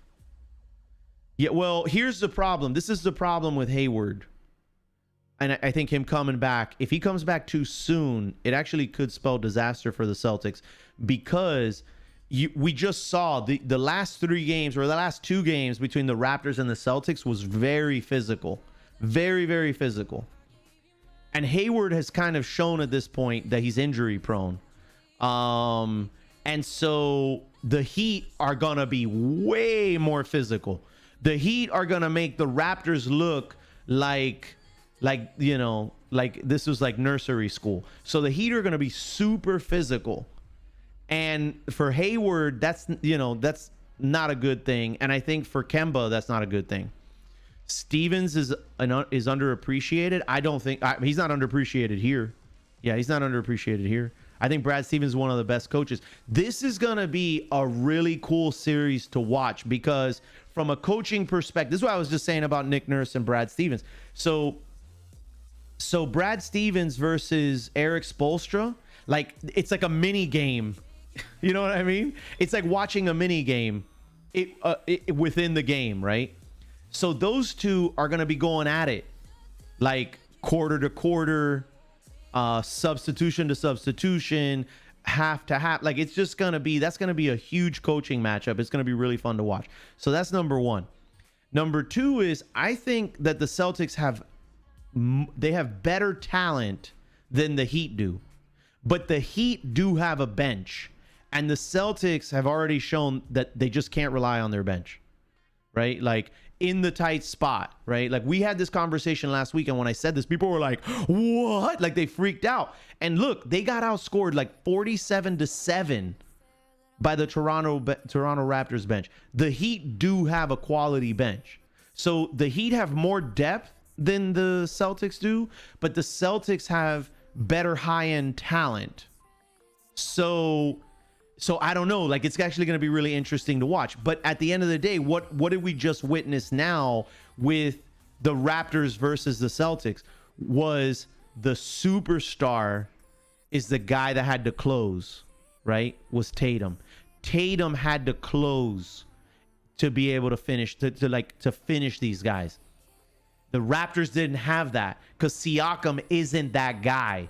And I know that probably hurts every time I say that, but Siakam is not that guy, guys. He's just not that guy. He just isn't. And so what I will say is that with the Heat,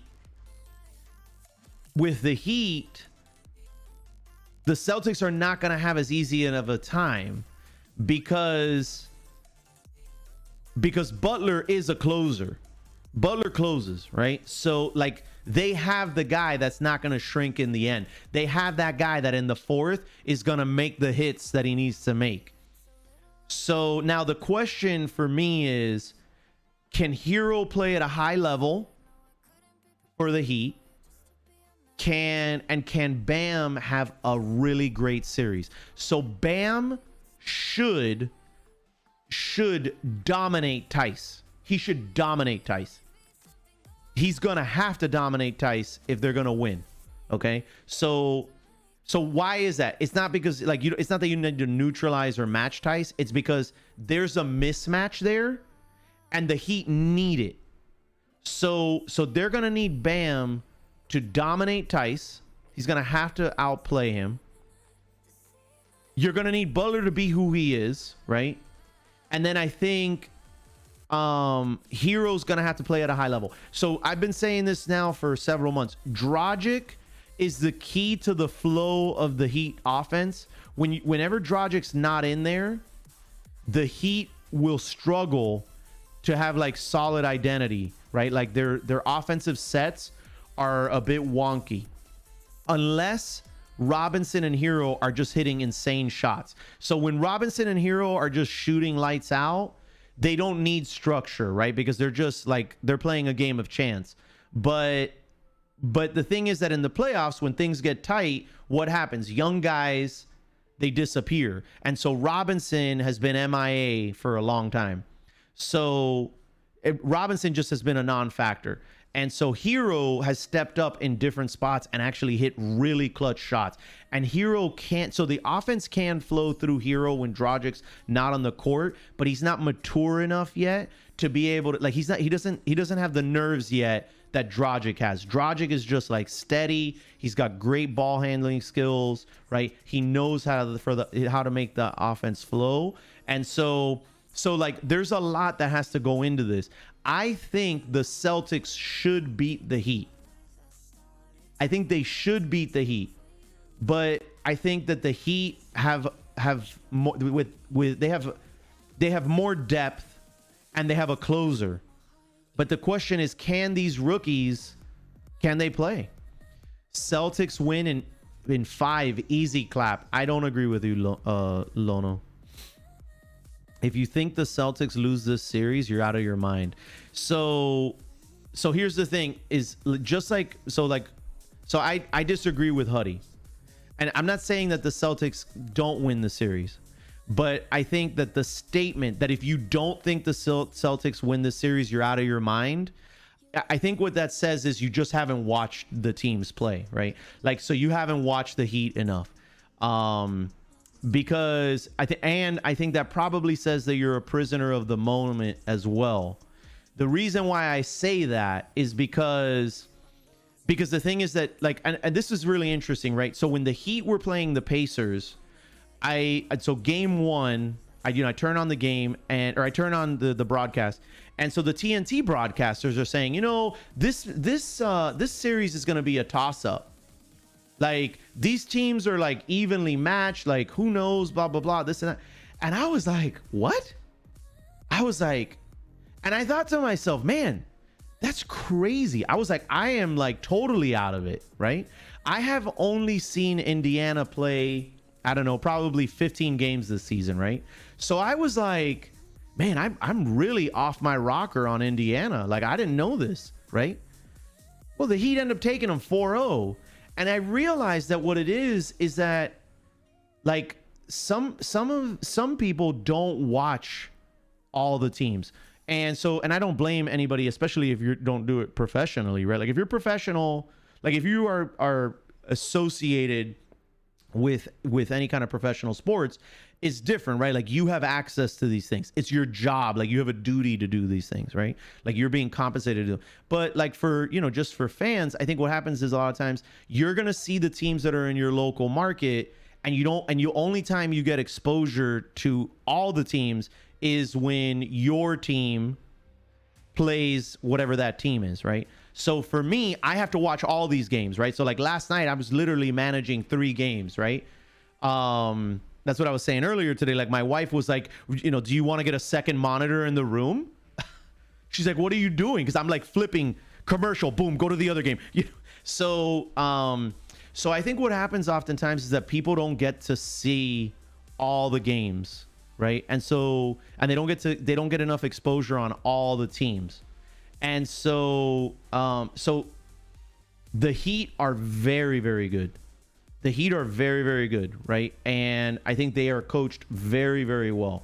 And if I had to give the edge in terms of coaching, I'm going to give it 10 times out of 10 to Eric Spoelstra. And the reason why I'm going to give it to Eric Spoelstra is because he's won championships, right?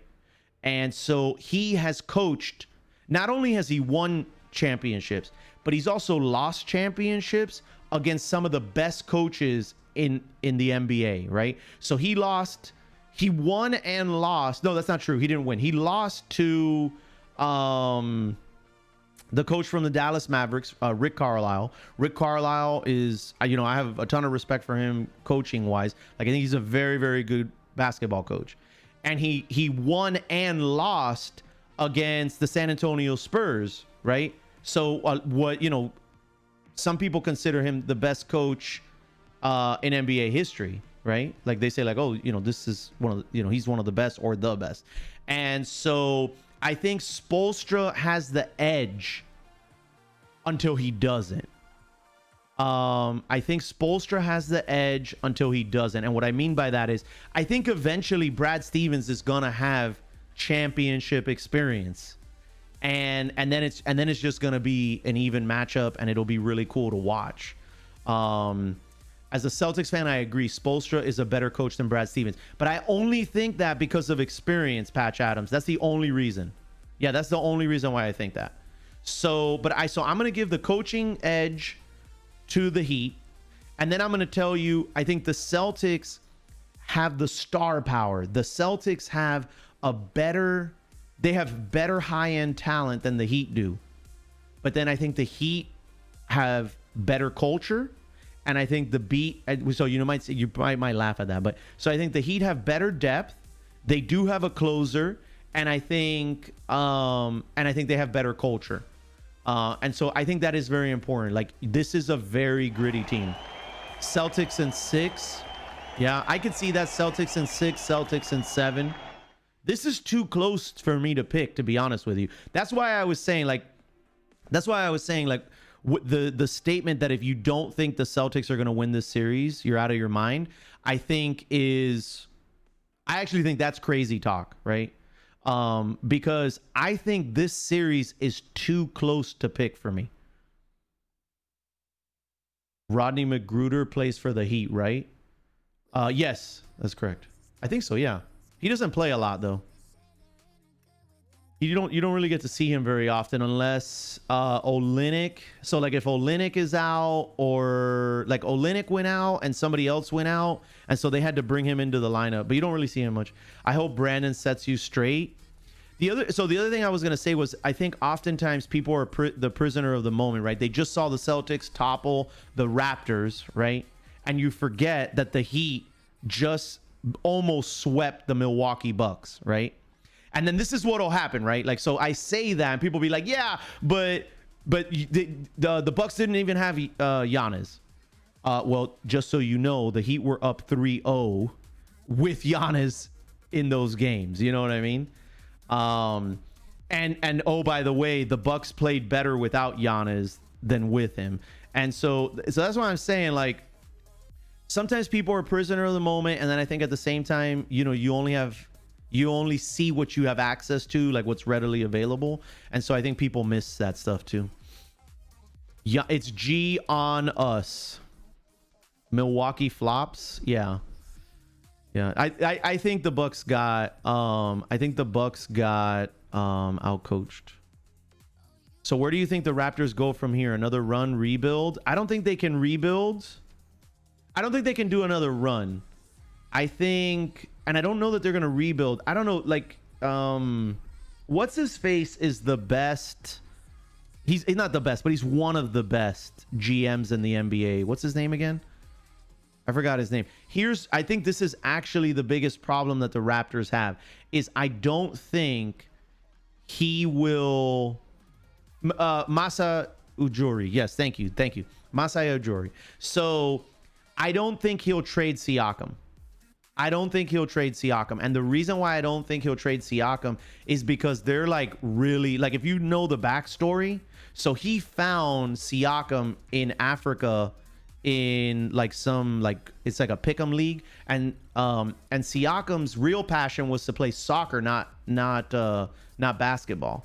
And so he was playing in this basketball league, but his dream was to be a soccer player. So Masai Ujiri was out there and saw him and like basically developed him and brought him over. And so the issue is, like, these two, I mean, I don't know because I don't know them, but possibly have like a father-son kind of relationship, right? Like a familial relationship. And I don't think he'll trade him. If he trades him, Masa Ujiri is the real deal, because then you know, like, all, like, his focus is the organization. I don't think he'll trade him though. And I think the Raptors have a really big problem because it's hard for them to pick up superstars, right? In free agency. Free agents don't want to go to Toronto. And the NBA draft is going to be very difficult for the next year because of, you know, where's college basketball going to be at? Are you going to have enough time to evaluate talent? Are the schedules going to be good? You know, or are teams just going to be playing whoever they can get a matchup against? Siakam ain't going nowhere. Canada loves Spicy P. Well, then you have a problem, because Spicy P is not, he's not going to show up for you. You know, I mean, I guess he's going to be in his 4th year now. And so maybe he learns it. And I did give that example last week when I was saying how, like, when you looked at Kyle Lowry and DeRozan prior to last year, Lowry and DeRozan were labeled as chokers, right? And so were the Raptors, I guess. But Lowry and DeRozan would disappear in like the clutch moments. And so, but it took the championship experience. It took getting a guy like Kawhi Leonard in there to kind of show those guys how to do it. And then now that they've lived through it, then you expect that now, okay, they have the experience, they can now take it to the next level. And so I don't think the Raptors can I don't think they can sign a quality free agent. They'll have to do a trade. And I think Siakam is a piece that I think you can live without, because he's not going to show up for you. I mean, dude shrunk.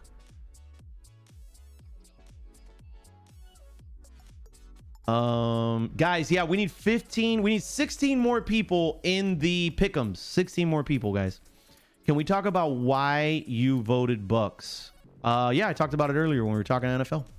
Pascal needs to really work during this short off season. Super Toxin, I don't know that you can work on the things that he's lacking, right?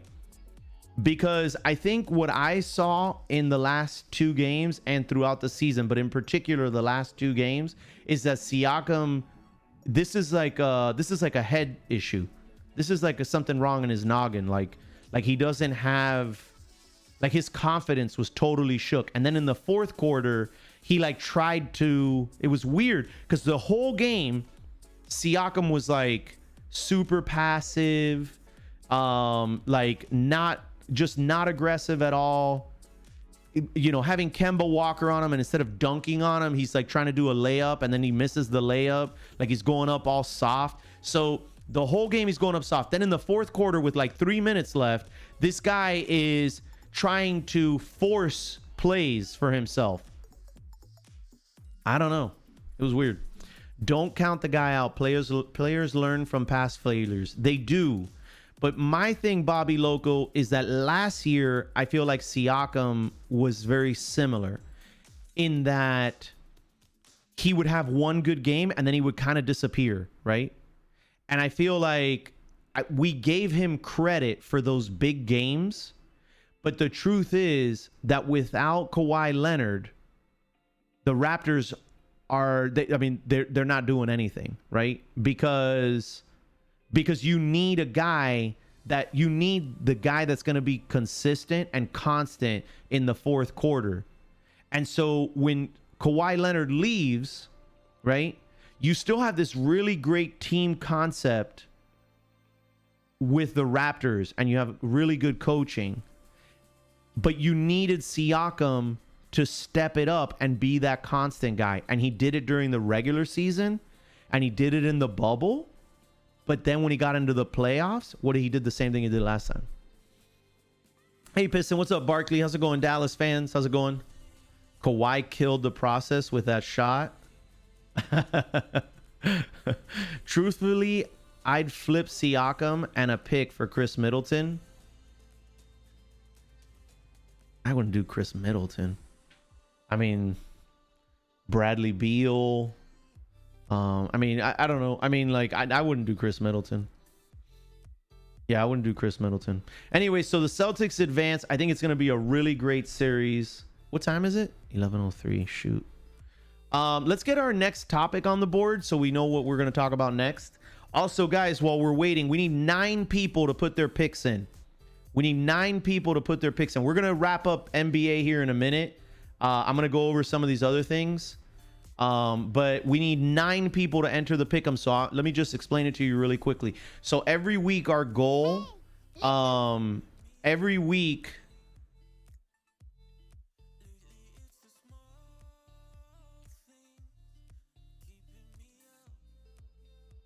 Oh, it's already soccer. Okay, thank you.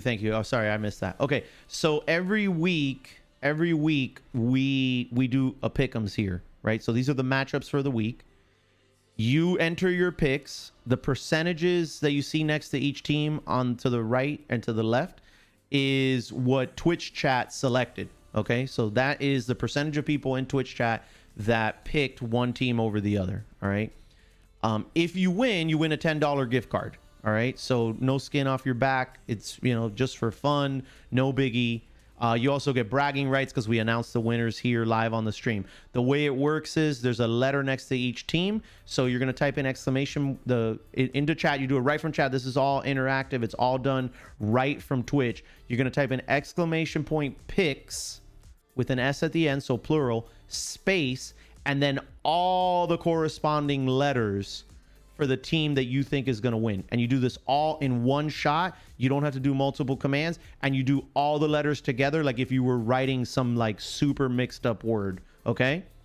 And I think I'm going to go ahead and I'm going to pick the Heat. So before we finish this talk, so I'm going to pick the Heat here. The reason why I'm going to pick the Heat is the Heat are rested. Okay. The Heat they were done with their series on Tuesday or Wednesday. So they have a bunch of rest, right? They've had an opportunity to watch the Celtics play against the Raptors. So, Eric Spoelstra and Pat Riley are going to have a solid game plan for the Celtics. And I think the Celtics are coming off of a really emotional win, a very emotional game 7. It was super tight. It was a butt clencher. And so I think they're going to have a little bit of hangover. So I'm going to give the Heat game 1 for those reasons.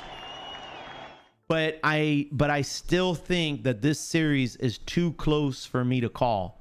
I still think that this series is too close for me to call.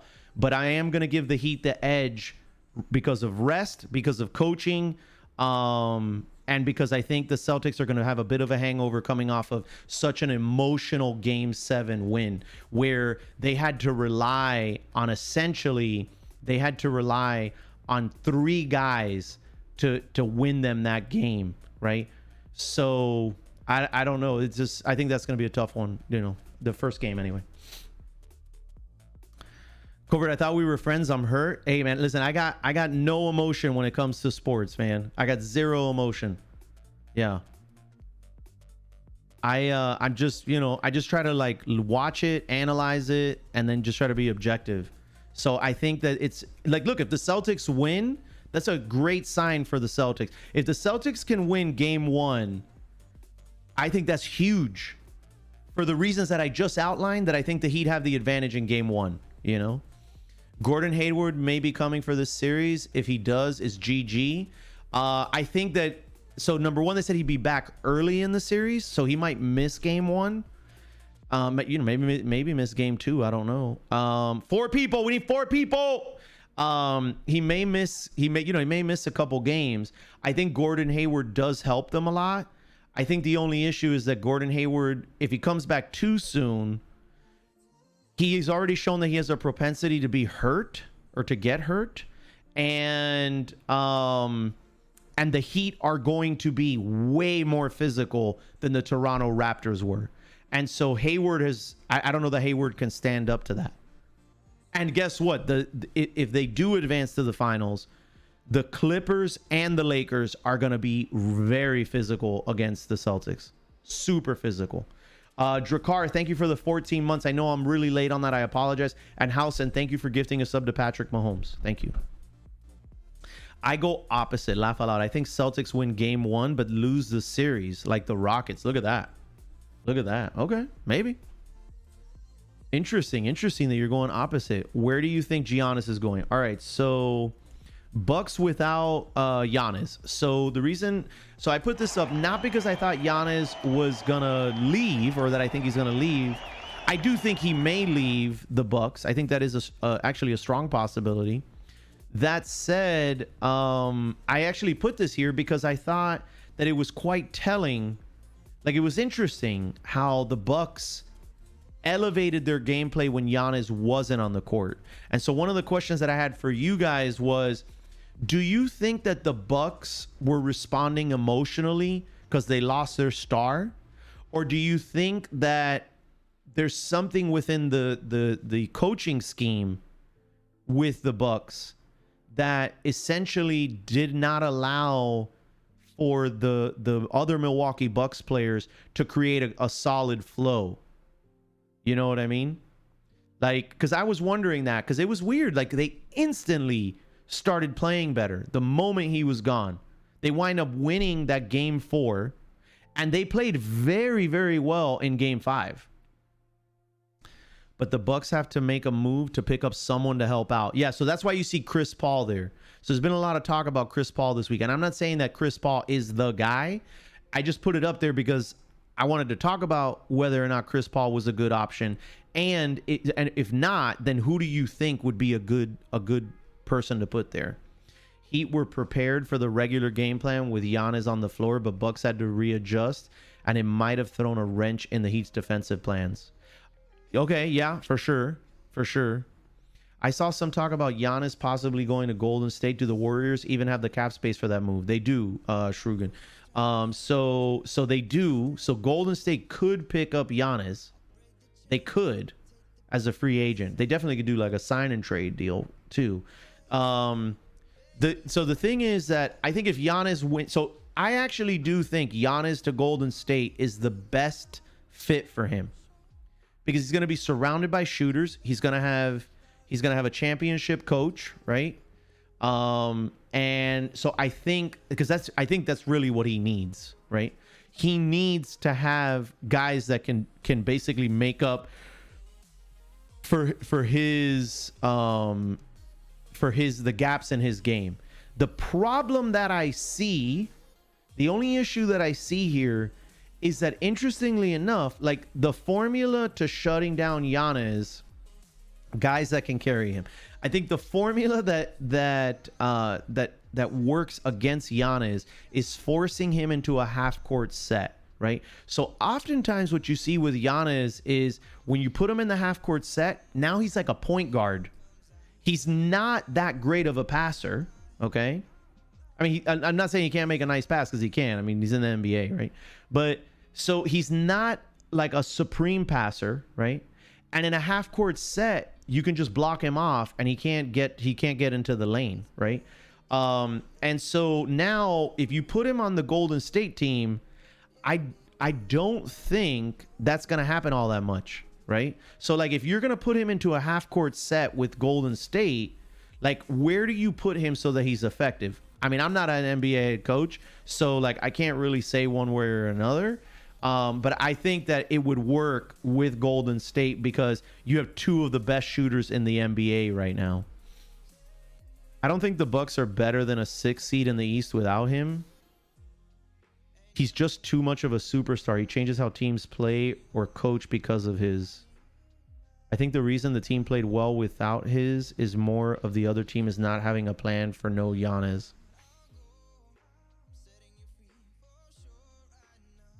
Okay, look, so maybe, like, I think that might be a contributing factor. So let me throw this out there, though. Okay, so think about what the Heat's plan was. No, that's okay. No, I just read what you said. So I'm going to throw this out, and I want to see what the rebuttal is for those of you that think, because a couple people have already said that the Heat were not prepared defensively to deal with no Giannis, right? So let me throw this out there. So the Heat's defensive strategy was they were going to wall up. So they're going to force the Bucks into a half court set, right? And then they're going to wall up at the top of the key to prevent Giannis from just rushing down the court and getting, overpowering everybody, right? What did that mean, though? That meant that they were leaving everybody else to beat them the whole time, right? So their defensive strategy was focus on Giannis, make the rest of the Bucks beat us. So they already weren't paying attention to everybody else. Now Giannis is out, right? Those guys were not performing before because the Heat were already saying, you guys are going to have to beat us because this guy's not. So now the guy that they had basically removed from the game is now literally removed from the game. But those other guys that couldn't do anything through the first 3 games, all of a sudden, were now doing something. So I'm actually not sure that it was the defensive strategy, because the Heat were already saying, you guys have to beat us. And they weren't doing it. Now, potentially, well, because if you look, some of the Bucks players like Brook Lopez would play really solid through the first 3 quarters, and then he would disappear in the fourth, right? And well, part of that is because Giannis is your superstar, similar to like what you needed out of Siakam, right? Like Giannis is the guy in the fourth quarter that's got to make it happen, and he couldn't do it, right? And Siakam couldn't do it, so guess what? They lost that series. So maybe by having Brook Lopez and Middleton be involved through 4 quarters, right? Those guys got into a flow, and so now they performed better in the fourth. But I just feel like those guys were playing really well when Giannis wasn't there, and when the Heat were daring those guys to beat them with Giannis on the court, they weren't. He just needs to stay in the Bucks and work on his game, develop a better jump shot and outside shot. They were in first back-to-back seasons. That's true. Yep. Def Stamina, thank you for the biddies, man. I appreciate it. Also, Housen, thank you for gifting a sub to Tyron Matthew. Teargrass, Mike Budenholzer was recognized by his peers as coach of the year. I would fire him. That would be my decision. Well, actually, hold on. So a week ago, I was saying they should fire him. And you guys said the same thing, right? And I said, but these guys are not playing for him. Like, they weren't playing. These guys were like giving up down the stretch. After Giannis went down, you saw those guys elevate, right? And like really put in the effort. I don't think I didn't say he wasn't a good coach. Wait, what? Who said that? Who said that he wasn't a good coach? Maybe get a new coach. Yeah. Bobby Loco, I don't think anybody said to fire him. I don't see it in chat, and I know I didn't say that. But I don't think he should be there anymore. And I can tell you why. But so I feel, oh, Teargrass said that? I didn't see that. Hold on, I can actually click and read everything he said. Hold on. Oh, he's saying Bud is not. Oh, he's saying he isn't that good of a coach. I agree with that. I don't think Budenholzer is that good of a coach. Like, I don't think he's a championship coach. And I don't even think that's like, I don't even think that's controversial. Like, he's literally not a championship coach. Yeah, he's not. Right, exactly. He literally is not. Bud's a regular season coach. If you look at Budenholzer's track record, okay, go back to Atlanta. Atlanta was the 1 seed in the NBA under Budenholzer, okay?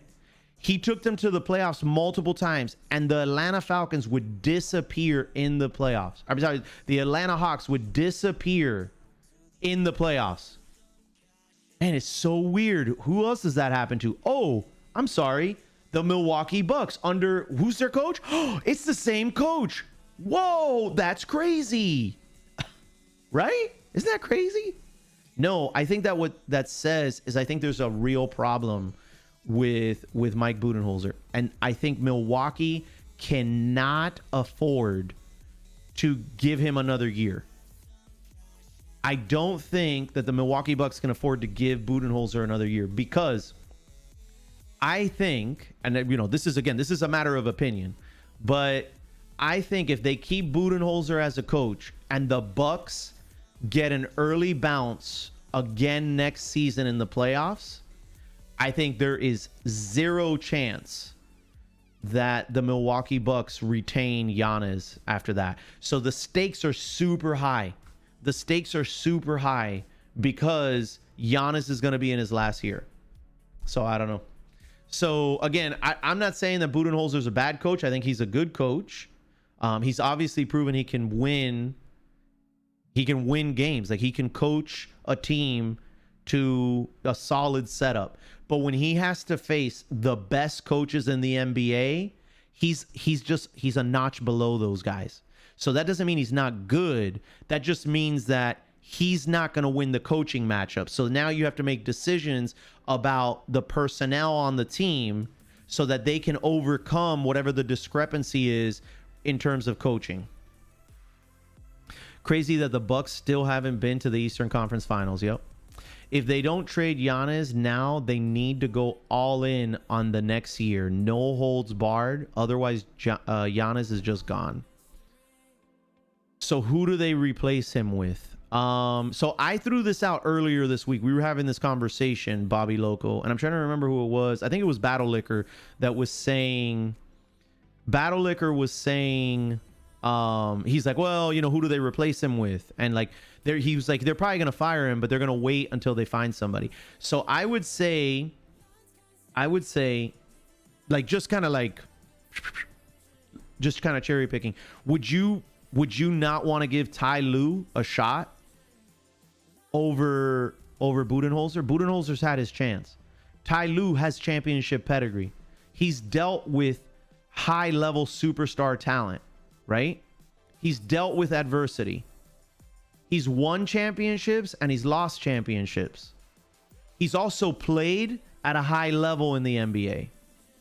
So that's my number one, I think. And my number two is Mark Jackson. Yep. Yeah. I'm with you, Rock and Lifestyle. Yeah.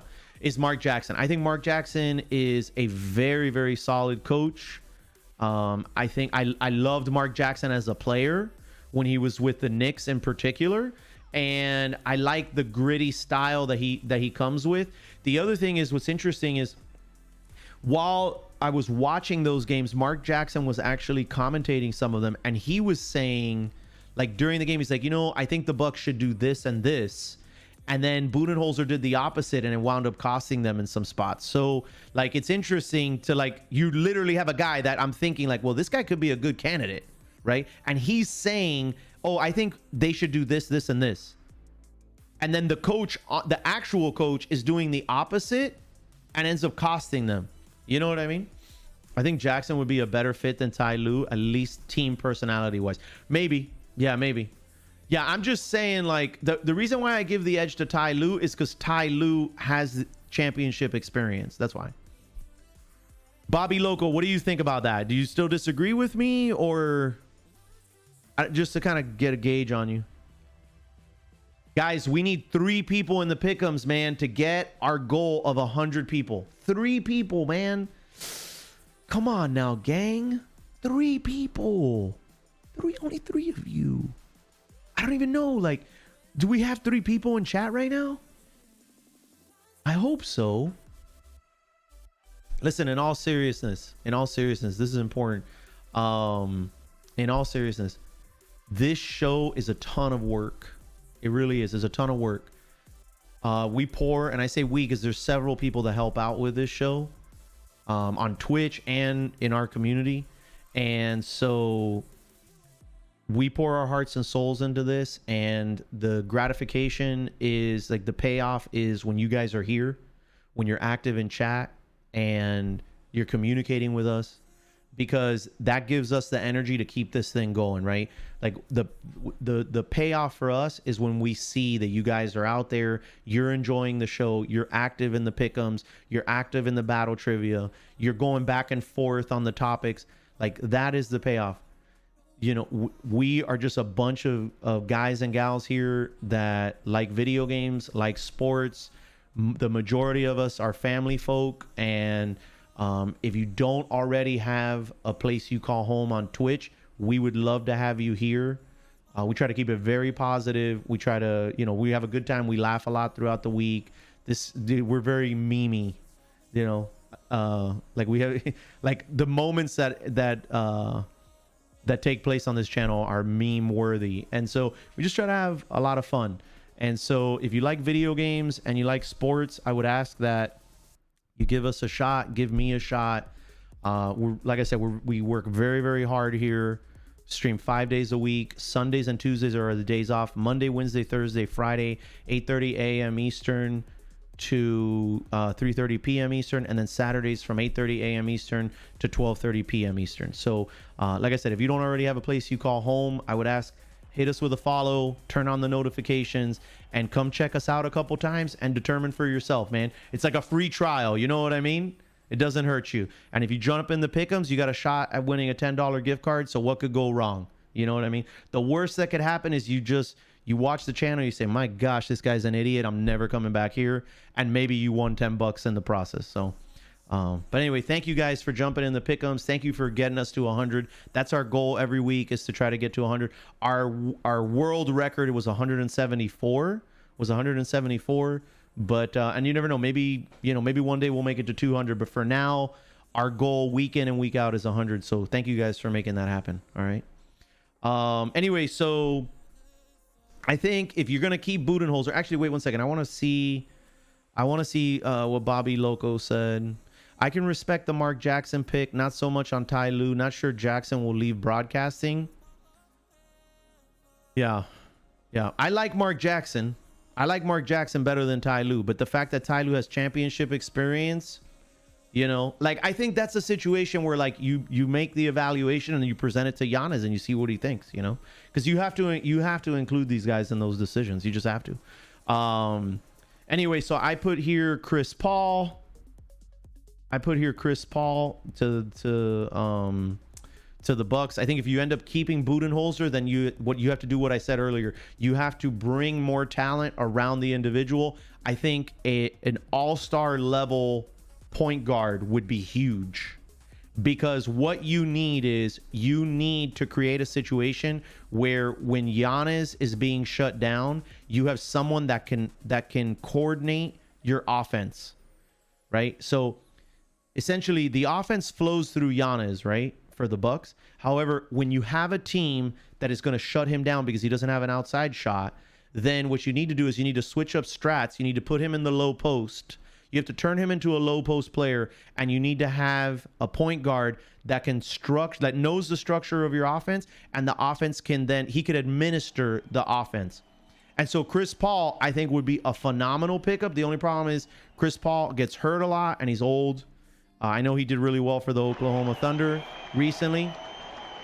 Dallas fan, what's up, man? Welcome back, Dallas. How you doing, dude? What's up, man? Dallas, thank you for gifting a sub to DCMNDD. Thank you very much. Also, Eclectic Soundwave and Lifestyle Sucks. Thank you for the follows. And of course, Tyreek Hill was gifted a sub. So anyway, so I'm going to speed through the NBA stuff, but I think Chris Paul could be interesting. We just talked Budenholzer out. Lakers scheduling, I think we can leave that for next week. We can have that conversation later. LeBron looks really good. Rondo looks really good. The Lakers look really, really solid. They got AD. I still think I'm going to take the Clippers in that series, but just like the Celtics versus the Heat, I think it's a tough one. But I'm gonna give the edge to the Clippers for now. Heat conference finals against the Celtics. This is really interesting. We did talk about it already. I think we'll dig into this more once the series starts, but we kind of spoke about it already. I'm gonna give the edge to the Heat in game 1, but I think the Celtics should win because I think they have better top tier talent. And then last but not least, but Billy Donovan was let go. Interesting, they didn't use the term fired. He just was like released. So, but apparently Oklahoma has decided to go on a different path. To be honest with you, once Kevin Durant left the Oklahoma and Westbrook, I felt like Billy Donovan was like, I feel like he's a good college basketball coach, and he probably should have stayed in college. So his NBA career might be over. All right, so we got soccer, guys. We got soccer. Frozen Acid, thank you for the follow again. Mal Aviator, thank you very much. Can I get a boomer sooner? What is yes, maybe. Thank you for the 13 months, Mal Aviator. All right, so soccer. So Premier League starts today. So we're gonna get back into that. I still think it would be cool to have like a Premier League fantasy thing because, well, number one, it would help me learn more about soccer. But Popovich, dude, I couldn't remember his name earlier. So I think it would help me learn more about soccer, but at the same time, I actually really enjoyed Premier League and I really enjoyed Champions League. So Arsenal's up 3-0. Let's go Gooners. That was to be expected though, right? Agreed. I love United, but I think it's Liverpool's year to go back to back. So, but the last time I saw Liverpool, they didn't do very well. Arsenal sucks. Well, they won the FA Cup. They can't suck. Ever expecting Arsenal win. I enjoy soccer, but I just can't get into. I enjoy soccer, but I just can't get into it. Dude, I gotta tell you, Huddy, I think you gotta just watch. So here's what I would say, Huddy. So when I started the show, I was like, I told everybody, I was like, hey, I don't really know soccer. Okay. And so I watched a couple games. And I was like, soccer sucks. Okay. I came back on the show and I told everybody, I said, hey guys, I don't know how you watch soccer because soccer sucks. Right. So then I said, okay, fine. Like everybody, like I got all this pushback and I said, okay, give me, what are the games I should watch this week? Right. So then I went and I watched good teams play and I was like, oh, damn, this is really good. And so I think the problem is that there is a pretty big drop off between the teams. So like there's some very good teams. Then there's some like a couple of good teams. And then there's like a lot of like not good teams. And so if you watched a not good team, well, number one, if you watch two not good teams play against each other, that's a terrible experience. But if you know who the teams are to watch, it's actually a lot. It's a fun viewing experience. I'm actually gonna say something that may piss some people off. Are you guys ready for this? I rather watch a Premier game than watch an NFL football game. Go ahead and at me. You go ahead. You can insult me now. It's fine. Go ahead. I'm ready for it. I can explain to you why. My guy, let's go. That's crazy. Unsubscribed. Loser. Funny, as a European, I'd rather watch an NFL game. I'd like to hear this explanation. Okay, I'm going to tell you why. Okay, I'm going to tell you why. The main reason is commercials. This is the primary reason. Who are you even? Your mom's a hoe, kid. The primary reason is commercials. So the NFL is disgusting with commercial breaks. Okay, so, and it's not just commercial breaks.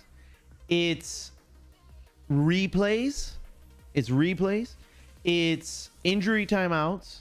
It's the 45-second clock between plays or whatever it is, right? Like, the momentum of the game is too slow in the NFL. So I would rather watch an XFL game with subpar talent to an NFL game, because XFL games are exciting and the action is constant. They have a shorter shot clock. They have fewer commercials, right? And the rules around the game are such that they encourage more action. This is something that we went over this year, earlier this year, when we were talking about NFL versus XFL, because I really like watching XFL games. So the way that soccer and the NHL handle commercials is I guess I just think it's better than the way NFL handles it. My sports watch tier list: NFL, NCAA basketball, NBA, NCAA football, MLB. What else is on Covert? So for me, the best viewing experience from a sports perspective is NHL playoffs. So I rather watch anybody play hockey than to watch any NFL game. That's not true. Yeah, maybe. Yeah, maybe even the Super Bowl.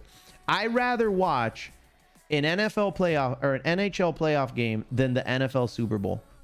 You know what? Actually, super hot take. I rather watch an NHL playoff game than any NFL Super Bowl. Drama in NHL playoffs will hook anyone. It's so good, the Storm Baca. Oh, sweet, return in time for soccer talk.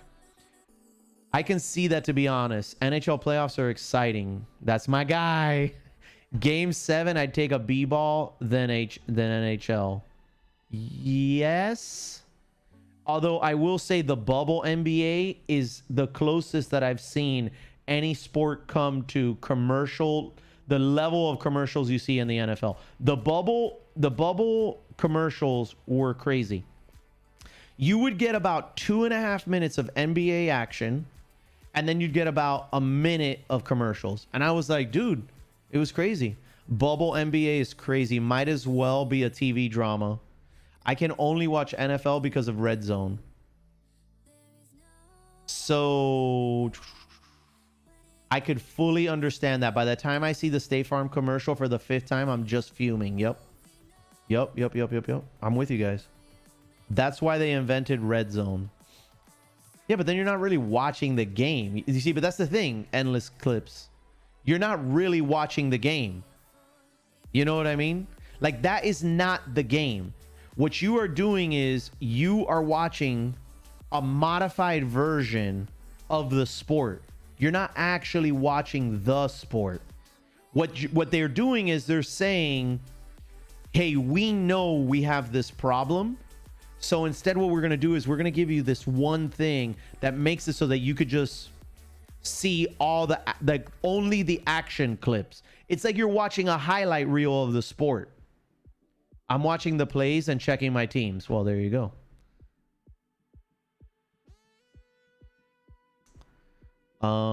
That's why they made fantasy, so that Sundays are fun again. Chelsea versus Liverpool in week 2 is going to be hype. Do you know 2 a.m. I always have to think when I see your name. 2 a.m. And dude, you got to tell me if I'm saying your name right, too. Oh, no, you had told me to call you Tom. What the hell? I just remembered that right now. Didn't we have that conversation? You said, call me Tom. Isn't that what you told me last week? Okay, Tom, I have a question. Do you know if Pulisic is going to be back in week 2? God damn it, man. I've been killing your name all day today again. Daniel House is my hero. League pass for the win. Anyway, so whatever. So soccer, right? Soccer. So let's not get too distracted here. So soccer. I think that soccer is actually really fun. You just have to know the right teams to watch and what leagues to watch. But yeah, I think soccer is actually quite good. I doubt Pulisic will be back that early. If you're not a fan of the game, it's not going to be fun to watch. Of which game? Because I love football. Like, I love American football, like the actual sport. No. Hold on a second. Whoa. No, I disagree with you, V-Swag, because I grew up playing football. It was my favorite sport. It's the sport that I played for the longest period of time. I was an avid NFL fan for a really long time. What they have done to the sport with the rules, the policy changes, and the commercials is they've butchered it. So it's not a good viewing experience. So the actual sport itself is great. I love football. But they have butchered the viewing experience. I disagree with you 100%. I could not disagree with you more, V-Swag. Lampard said Pulisic will probably play this weekend. MLS is a mess, dude. It's basically a retirement league for European players. And then Tom touched Covert and ruined the sport for him forever. Saying it again, 2 bottom table teams going at it is fun a lot of the time. I don't know. Like, again, so head ass, for me to get into soccer, I had to watch the better teams, because when I was watching teams that were not good, it was like a messy event to watch, right? As I got to see higher level teams play, I actually got to see solid offensive efficiency, solid defensive strategy, right? And very exciting scoring. And so that was fun to watch. Thoughts on Man U landing Sancho? So the thing with Manchester United is it seems like they were like a step away, right? Like, so they weren't on the same level as Man City, right? So I think like they needed to add more pieces, because I think when they played Man City, they got like rizocked. Am I wrong about that? I'm pretty sure in Premier League towards the end, when Man U faced Man City, it was like it wasn't even close. So I haven't had the opportunity to see as much Man U. Sancho closes the gap offensively, but they need a better defense. Chelsea is the team that I watched the most. I got to see a lot of Manchester City. I got to see Liverpool. Who else did I get to see? Bayern, Arsenal. Who else did I watch a lot of? Those are the teams that I watched a lot of. If they do end up signing Upamecano, that'll go a long way. Crazy that Messi wanted to go to City. Yeah, so, well, I don't know that it's crazy, because like City obviously, and I know there's a lot of hate for City, but City obviously is on the cusp of something really big, and if they could get Messi, it would have been huge. So I put here on my soccer topics, Messi stunt ? So the reason why I put that is because I was trying to understand what the hell he was trying to do, right? Is like, why? So what do you guys think? He legitimately wanted to leave, or was he trying to force their hand, like in some way? Like, what do you guys think the motive was? Lost my chat again, dude.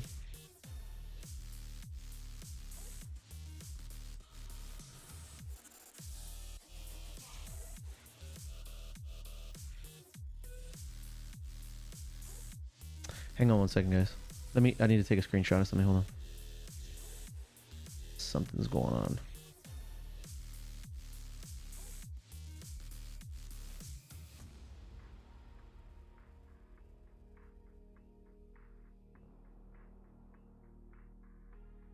All right, sorry. Okay, thank you. Okay, cool. Yeah, it's happened like 3 times.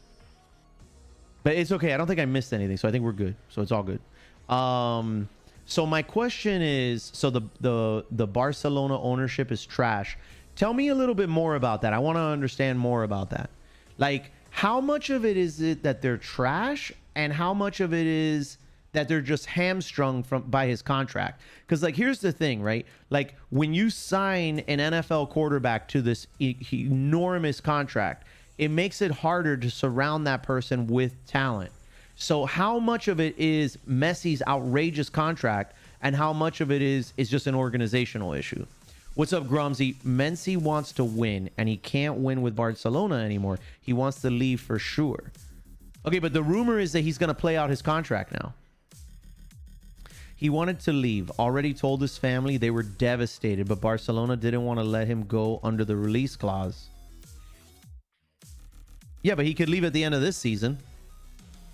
Like, he could leave at the end of this season. The only reason why they had him this time was because they were saying that technically his window to get out was months ago.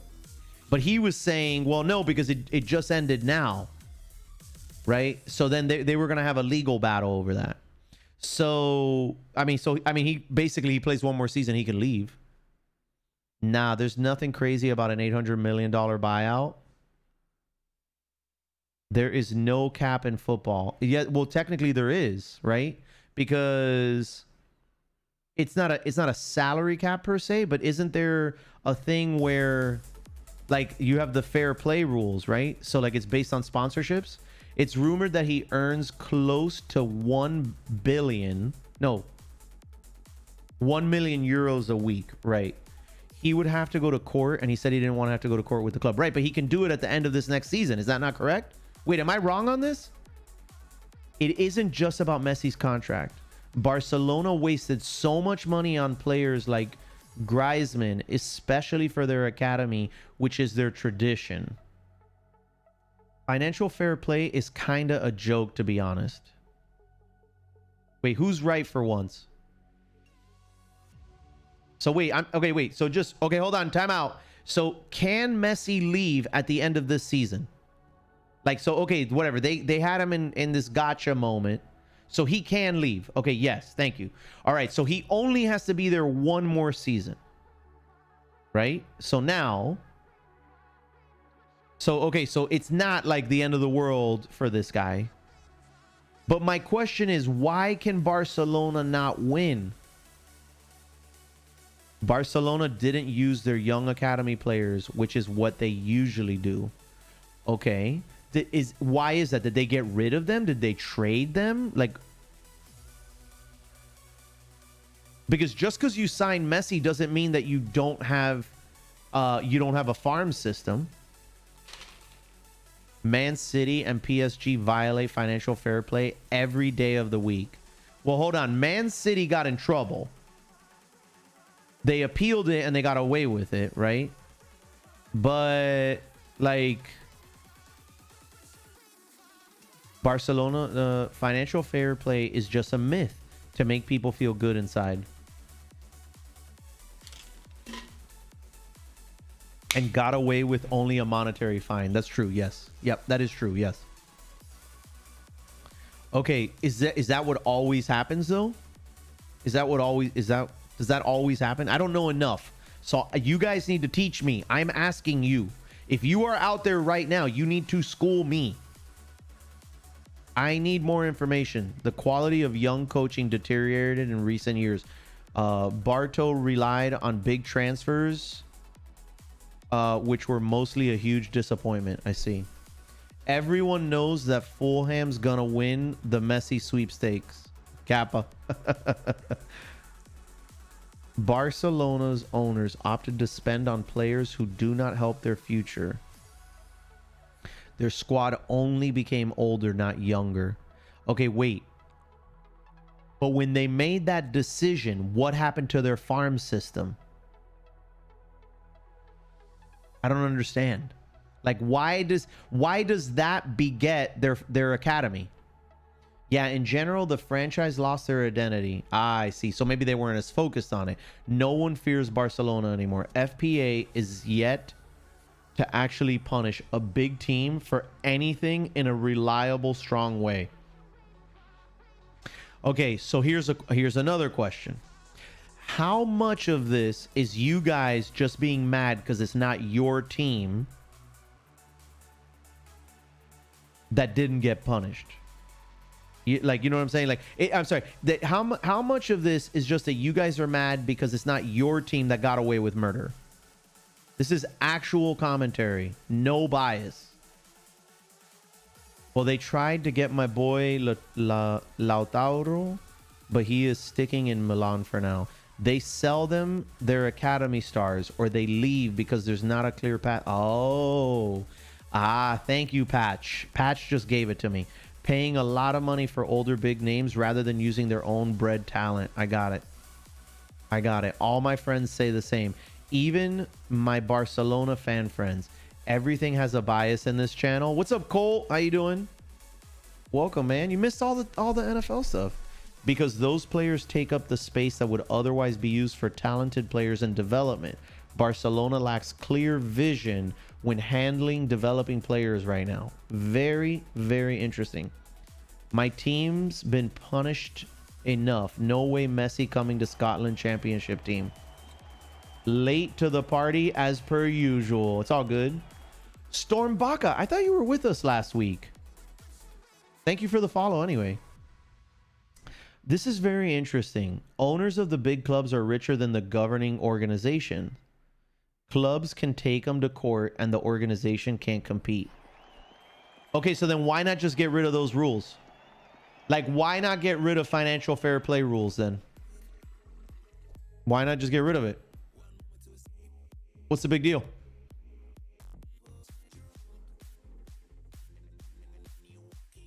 FIFA is corrupt and they won't dish out punishment to any of the teams that bring them the majority of the money. I guess the reason why they don't get rid of it is because they're getting paid. Right? It's like government. Like, that's the thing. It's so I said this early on when we were covering soccer, okay? Like, when we just started talking about soccer and you guys were teaching me, is that this system sounds like a government. It sounds like a political system where elites at the top are getting paid to do the bidding of these organizations. I think that is the issue. And I think that you might never get away from that because it's the same issue with government, and what I mean by that is that the people that actually could make the change are bought already. Those people have an incentive to never bring about change because they're lining their pockets with the current system.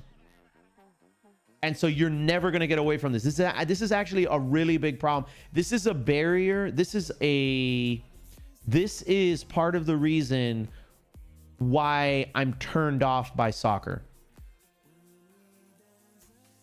Exactly. That's how Qatar won the World Cup in 2022.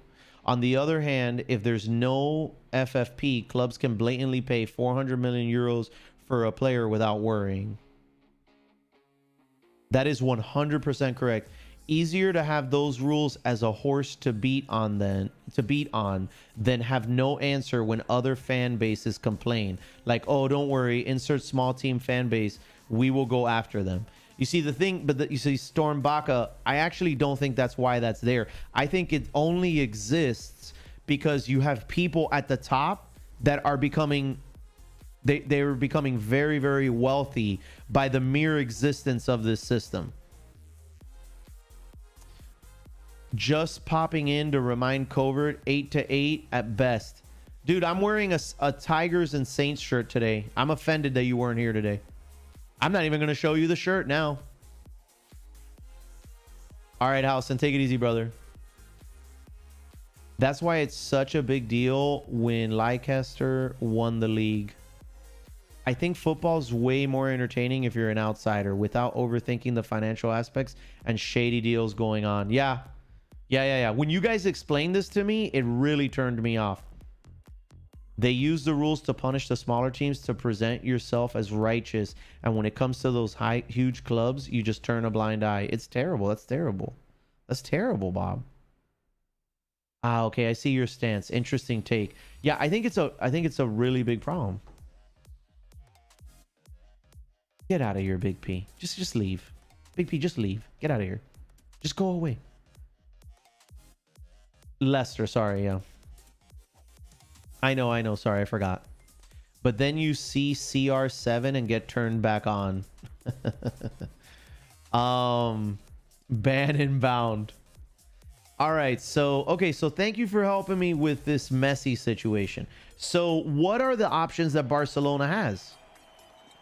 Like, so we know, well, I don't know, because there's an article out this week that says that Messi is going to finish out his contract, right? That's what the club has been told, is that Messi is going to finish his contract. It's a messy situation. So what are their options? Barcelona needs to go into full rebuild mode now. They're not going to win right now. Barcelona gotta win now somehow, or he's gone. I see. So you don't think he'll stick around? Barcelona is using their new manager to help with the rebuild. He's gone regardless. Interesting. So you don't think he's coming back? I wouldn't even try to win. Wow, really? Wow, that's really bad. All right, let's go. So I put this here, Pulisic leaving. So there's been a lot of discussion about Pulisic. So that, like, he may only have a few more years with Chelsea because he's going to be highly coveted talent. And so somebody might end up trying to swoop in and grab him, right? Like, he might end up leaving. What do you guys think about that? What do you think the chances are? Like, I don't think Chelsea can afford to lose him. He looks like a very good player. Okay. A very good player for the future. They need to go back to La Masia for their fresh young players and build their identity again. Messi will probably leave after he finishes the contract. But if is whether Koeman will be good as a head coach. Also, there's upcoming elections for the position president of Barcelona that influences the running of the club big time. I see. Don't count your chickens before they hatch. Suarez left because he knows what's up with Messi leaving too, and because Barcelona is on the downscale for now. If Pulisic stays healthy, he may develop into a top 15 player in the world. Give Pulisic time to develop. I think he's already phenomenal. Yeah, Pulisic is one of the more exciting players that I've had a chance to watch. The problem is, I think, his health. It seems like he's constantly getting hurt, right? And so I think, he needs to work on his conditioning, his strength. Yeah, I think so. Yeah, I think he's only 21. Depends how Chelsea does in the next 2 to 3 years. If Chelsea is going to win a championship and show some CL potential, Pulisic will stay and be happy. He had a couple good months last season. I think he's very, very good. I think he's very, very good, but he keeps getting hurt is the problem. And so I think, the problem I see with Chelsea is they rely too heavily on him. And when he's not there, they kind of disappear. But their off-season moves seem to have addressed some of my concerns. So they did sign a striker and they signed a couple of defensemen. So their biggest problem, I felt, was defense. So they have some really big issues on the defensive side of the ball or the pitch. And it seems like they addressed some of those. Now, I don't necessarily know all these players, but it seems like they went out and they addressed some of their defensive needs, which I think is going to go a long way. I think they have Abraham, and I think Abraham is an emerging talent. If he can work more on his fundamentals, I think he's like a physical talent, right? Like, he's kind of like the Greek freak in that, like, his athletic ability is really high, But then it seems like from a technical perspective, it seems like he makes mistakes. Again, you know, I'm a novice. I'm just like watching and learning and trying to evaluate what I'm, you know, with the eyeball test. So I think Abraham has some potential down the road. And then obviously Pulisic is, you know, a supreme talent, or well, it looks like he could become a supreme talent. But they need more help on offense, right? They need more consistency on the offensive side. And so they rely too much on Pulisic. If they can add another quality striker, then I think it becomes really hard for defenses to deal with Pulisic, right? Because now you have a more balanced approach offensively. So I think Chelsea has like really nice potential if this dude can stay healthy. Chelsea finally deciding to break away from signing 5 cams per season. They bought amazing striker, 2 creative midfielders, got an experienced center back and a promising center back, but they are not done. Probably going to get a French goalie from Rennes, and they will try to get Declan Rice as a CB defensive mid option. They signed Werner. Yeah, I think I have it here. Hold on a second. Let me see if I can get that up for you guys. Hold on. I believe I have it here. Hold on. Okay, so Chelsea signed, and I'm going to butcher these names. They signed Hakim Ziyech, which is he's a right winger. They signed Timo Werner, forward.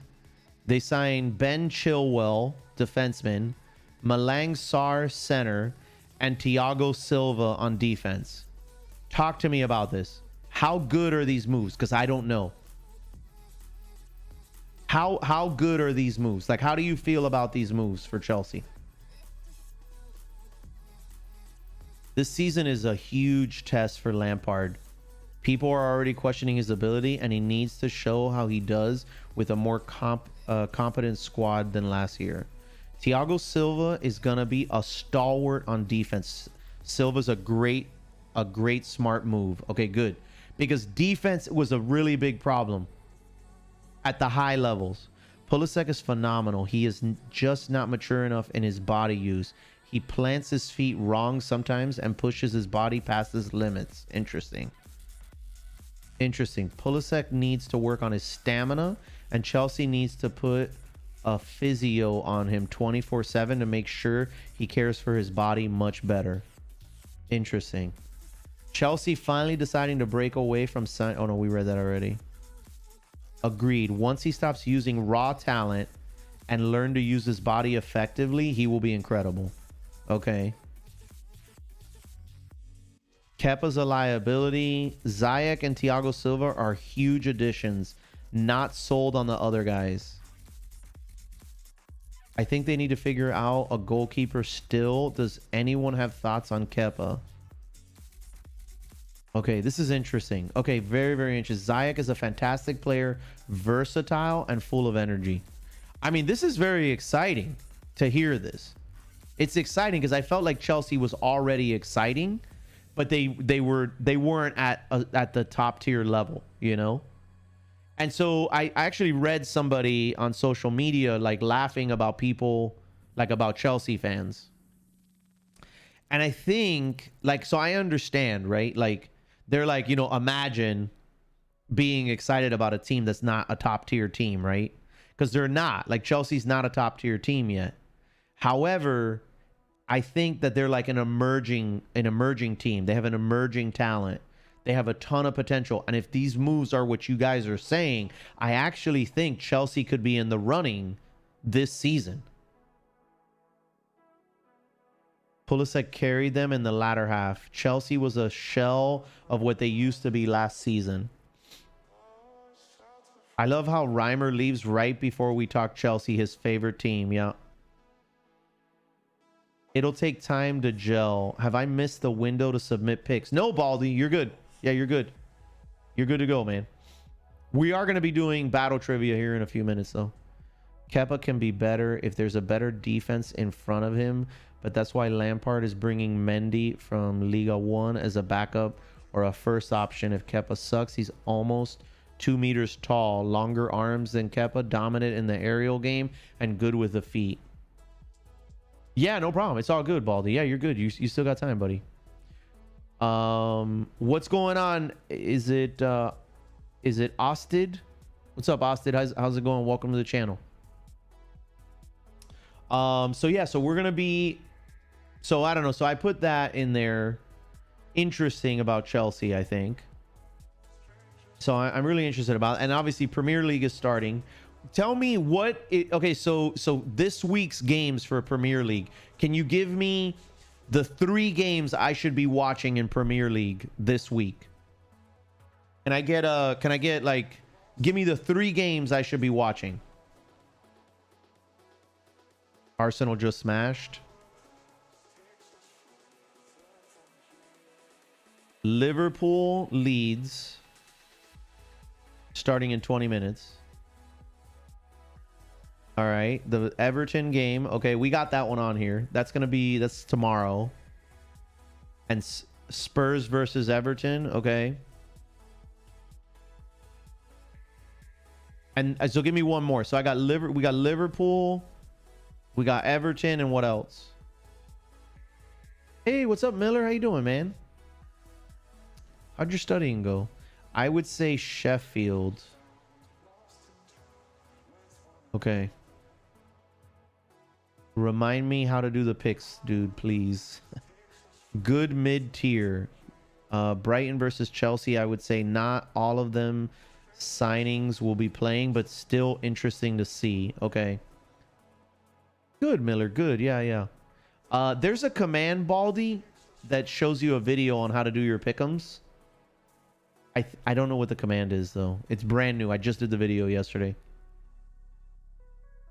There it is right there. Pick rules. There you go. Boom. Silent just gave it to you. There you go, Baldy. Wolves versus Sheffield. Good mid-table teams. Okay. Can somebody DM me those games? So we're looking at Wolves versus Sheffield. We're looking at Brighton versus Chelsea. We've already got the Everton game and Liverpool versus Leeds United. Can somebody hit me with those?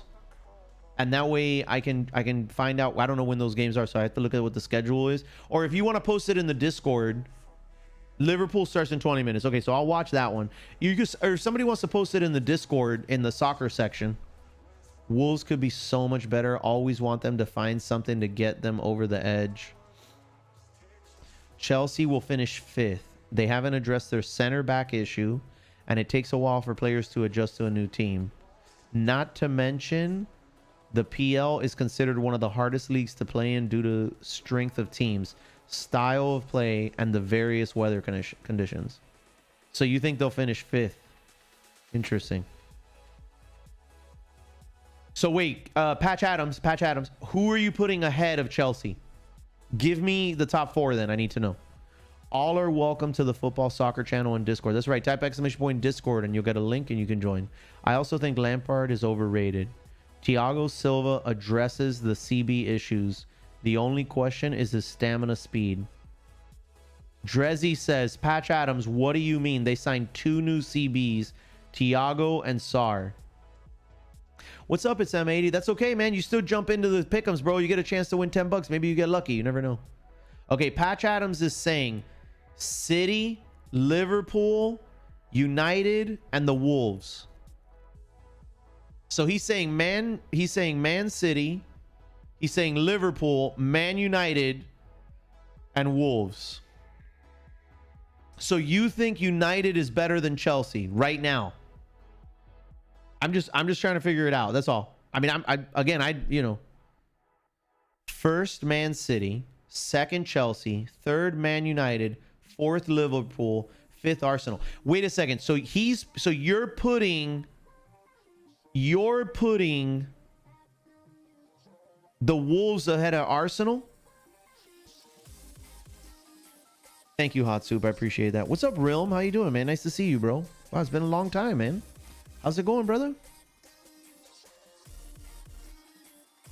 Yes, Arsenal 6th. Interesting. Really, really interesting.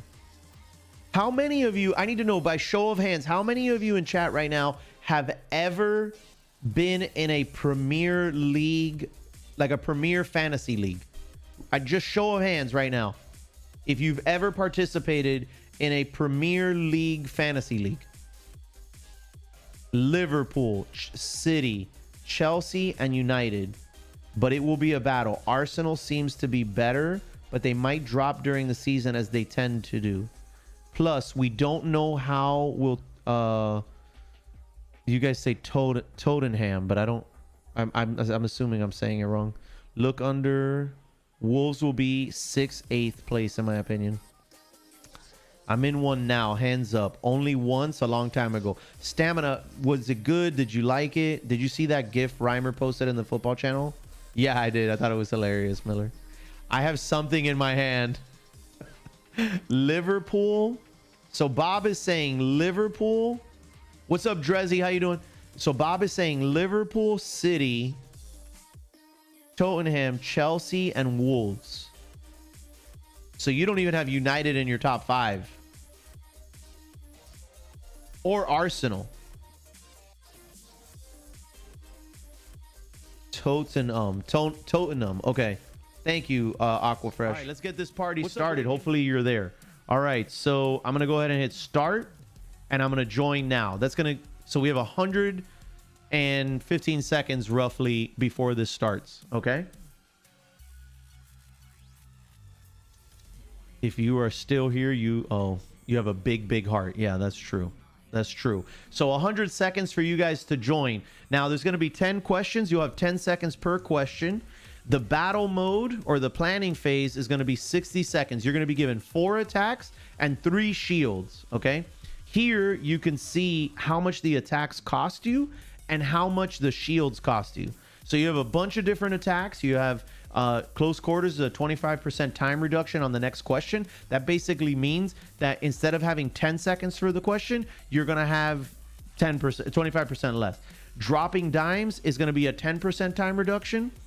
Flip the script is you're going to show the next question upside down.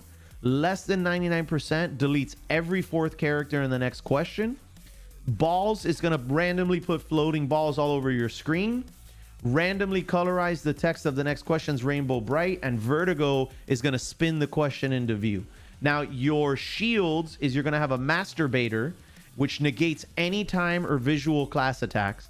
You're going to have bullet time, negates any time class attack, and eagle eye negates any visual class attacks. Okay, so this is actually really tough now. Like the way this has been structured now is very difficult. Let the alliance live forever. All right, 24 seconds. If you're not in, then I don't know what to tell you. Then you're just doing it wrong, baby. Then you're just doing it wrong. One of the things that makes me sad about battle trivia is I feel like a lot of times people aren't here to see this part of it, man, you know? And it's such a fun game. So hopefully there's people out there, man. All right, let's go. Let's do it. 1 second. Here we go, ladies and gentlemen. Who owns the record for the most consecutive games played in MLB history? Lou Gehrig, Everett Scott, Cal Ripken Jr. There we go. I got it just in time, too. All right, let's take a look at... Now we're going to go battle planning phase. So Stormy's in the lead. Echo is here. I thought Echo was gone. I actually was just thinking about you, Echo. I was like, man, I would have liked Echo to have tried this out. Hot Soup is in 3rd place. I'm in 10th place because I take too long to read these questions. It's not fair. Battle Liquor's in 6th? What a scumbag. All right. So right now, Taco is attacking Stormy Bear. Blackjack is attacking Echo. And Eddie's shielded, but nobody attacked him. And then Bob is attacking me. You're a scumbag, Bob. I think I'm going to shield myself. Cannot read property, kind of. Oh, I don't know. Something just happened. I can't shield myself for some reason. Oh, I don't have enough points? Is that what it is? Yeah, I didn't have enough points. Okay. All right, 3 seconds. 3 seconds. I don't know because I don't know how he attacked me. What is the record for the fastest hat trick in NFL history? 21 seconds? That's unbelievable. That's not even possible. That's not even possible. Echo is in the top spot. Number 1, 2 answers correct in a row. He's on a 2 streak. BJ is in second, and Stormy Bear is in third. I'm saving my attacks, bro. Oh, I don't think you can save them. Oh, who do I want to attack? Oh, Echo's attacking Eddie. Good job. Definitely going to attack. I don't know what's happening. My attacks are being thwarted as well. To attack another competitor, I want to attack Hot Soup. Maybe I don't have enough points? Because I guess I'm going to wait. Let me try to get the next answer right. I think maybe I don't have enough points. Yeah, I might not have enough points. What are my points at? I don't know. It says I have 328. All right, something's wrong there. Anyway, good. Somebody attacked Eddie. Good job. Good job, Miller. Who owns the NFL record for the most consecutive games started? Bruce Matthews, Brett Favre, Jim Marshall, or Jeff Fiegels? I'm telling you, listen, the reason why I can't win is I'm just a slow reader. 14th place. This is embarrassing, guys. Somebody do something. Echo is in first place with Team Nomad. You know what? For the record, I just want to say nobody from the Alliance is on the board right now. Look at Hot Soup. Shh. Oh, he's attacking. Oh, wait. No, you're attacking. Hold on. Yeah. Eddie, you're going down, punk. You're going down. Echo is killing it. I'm going to have Echo on as as a guest. Echo's obviously cheating. What's up, Goof Off? How you doing? Great job, Echo. Great job, man. Guys, let's just make sure that the Alliance doesn't get on the podium today. Because, I mean, I have no hope. My gosh. This game's just too hard. In the Open era, who holds the record for most consecutive Wimbledon? Serena, Federer. Oh, wow. You did guys in here, too. Look at that. Look at that. Navratilova. Really? I would have never thought. Look, you learn something new all the time here. Look at Scoobs, bro. Good job, Scoobs. Scoobs is in fourth. That was a hard question. I know. Yeah, it definitely was. Everybody got that one wrong. Nobody got that question right. Okay, hold on. I just got to see that Eddie's out of the picture here. I think there's no chance that Eddie's going to win. I don't think that. Oh, Battle Liquor. You know, we hate Battle Liquor here. What can I do to him? I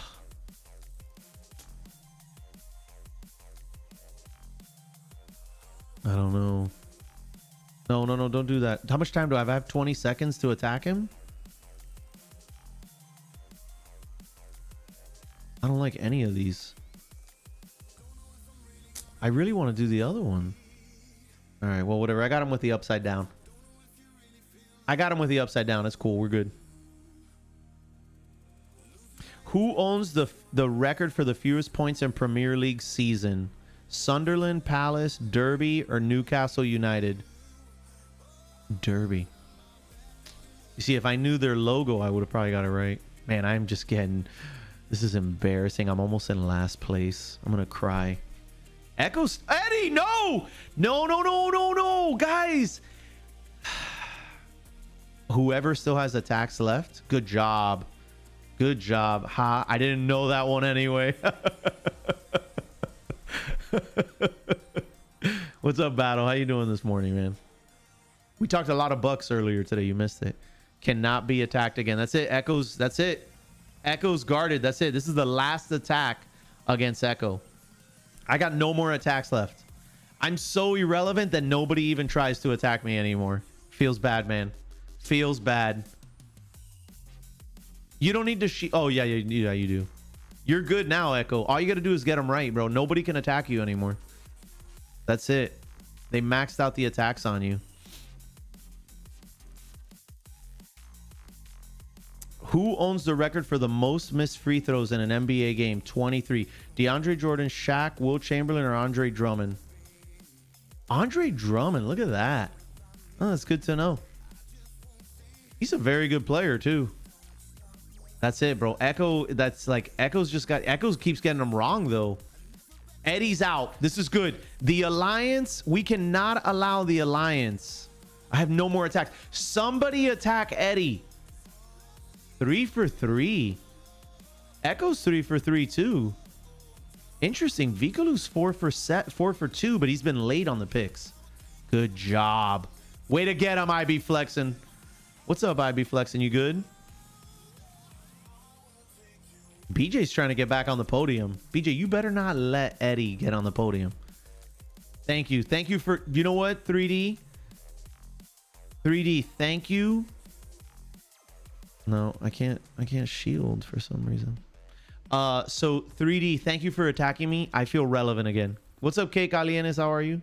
What's up, brother? Let's talk about the Heat. We did, bro. You missed it, man. Yeah, man. You lose. What NFL team owns the record for the most consecutive losses? Detroit, Cleveland, Tampa Bay. Look at that. I thought for sure it was going to be Cleveland.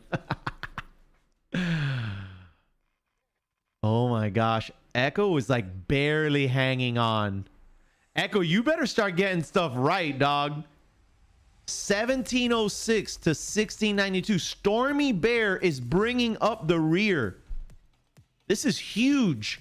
This is the tightest 1-2 match we've ever seen with Battle Trivia. I don't know, but you better get something right real quick. These questions are super hard. I'm telling you, the trivia questions are great. Tampa with their first undefeated season. For cheating. Unwinning, I mean. I'm trash at this. It's really hard. Don't be too hard on yourself, Stamina. This is not easy. It's not for the faint of heart. 3D, thank you for making me not be Mr. Irrelevant. Thank you. All right, man. I don't know. This is getting really tight here with Stormy. Stormy can still be attacked. Why is nobody attacking Stormy?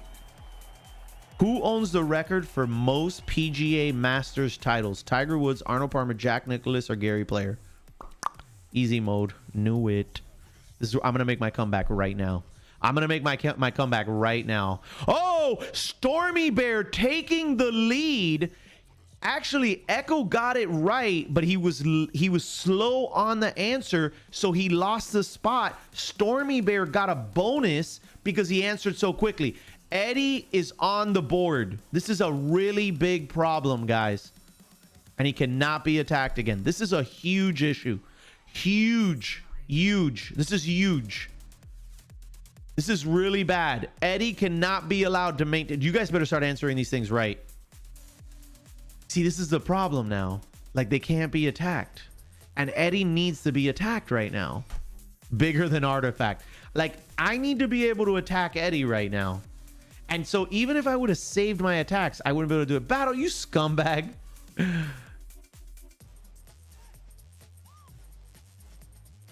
You see, like, right now is when we have to go after Eddie. Who owns the NFL record for single season rushing yards? Adrian Peterson, Barry Sanderson, Jamal Lewis, or Eric Dickerson? I got it right. Yes. I hope Eddie gets this wrong. I hope the alliance must be taken down. Yes. Boom, son. All right, Stormy in the lead with 2,648 points to Echo Stream's 2,530. So he's just outside with a little more than 100 points. Beerbo Drinkins, welcome back, number one. And number two, welcome to the podium, sir. You are in third place. Third place. Don't fail me, baby. Don't fail me. Beerbo can be attacked. Sorry, Beerbo. But Beerbo can be attacked. He did equip a shield, so just be warned. Vikalu is right there too, but we need to make sure that the alliance is not on the throne. Sorry, teammate. I was eating breakfast with fam. I know. You're not serious about the team. That's the problem. Wait a second. Where's Battle Liquor? Battle, what are you talking about that you're on a streak, Battle? Who owns the NBA record for career assists? Steve Nash, Mark Jackson, Magic Johnson, or John Stockton? Let's go. -6. Okay, I was wondering. No. Echo in third place.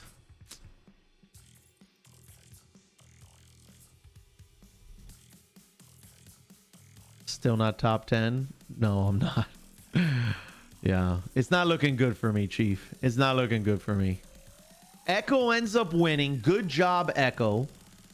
Beerbo Drinkins, second week here, and he gets second place, right, Beerbo? Beerbo, you were here last week because I remember your name, and I was like, I like that name. Eddie, man. Eddie getting third place. I'm not happy about that. But hey, you're a great trivia caster. I beat you by 1 point. Bob, watch yourself, dog. Watch your back, Bob. I'm just saying, do not start bragging on me, okay? Because I will come after you hard. I was. GG. Beerbo, congratulations, man. Second place, bro. That's awesome. Alliance on the podium again. I mean, listen, if you guys are okay with third place, it's fine. You know, whatever. If you guys want to brag about getting third place, whatever. You know what they say, right? If you ain't first, you last, homie. Okay? Just saying. Just saying, Alliance. Thank you, Colt. What's up, 95 Jekko? Who won the pick'ems last week? It was... Who won the pick'ems? I don't remember now. Hold on. I'll tell you right now. Hold on a second. It was Pesty 1. Pesty 1. Actually, Jekko, you know that you were in second place. No, you weren't perfect. You got 10 out of 11. Yeah, you got 10 out of 11. I don't know if you do your my picks right now, if it'll still show up because we already moved on to the next week, Jekko. But yeah, you were 10 out of 11. Yeah, you were literally second place. There was 4 other people. There was 4 other people with all 10 or 10 right, but you had the tiebreaker. You were the fastest one of that group. But yeah, Pesty 1 got 11. So I mean, that's still great. I got 9 because I'm really good. You know what I mean? Anyway, Echo, dude, good job, bro. Nomad, we are insane. So yeah, so one of the things that we're doing is we're gonna try to set up teams around this. So if you want to have people on your team and then actually you could do like team attacks and that kind of thing. So that part of the battle trivia is still in the works. So, you know, whatever, check it out. Like I said, I think, I mean, I don't know. The battle trivia is a lot of fun for me. Like I get excited with it and it's a good time and I like running my mouth and stuff. I just wish more people would stick around to play it, you know, because I think it's such a cool thing. So Conor McGregor just been arrested. Head ass, I'm starting to think that you're just making stuff up now. Anyway, but in all seriousness, I do want to say thank you to everybody that came out today. Really appreciate it. I really appreciate it. I know I've said it a couple times already today, but like I can't do this without you guys. So I thank you is all I can really say is thank you. So to everybody that makes the show possible, thank you. To the Twitch staff that helps out, thank you. To our community that's here every day, thank you. And to those of you that stopped by today and stuck around with us, thank you.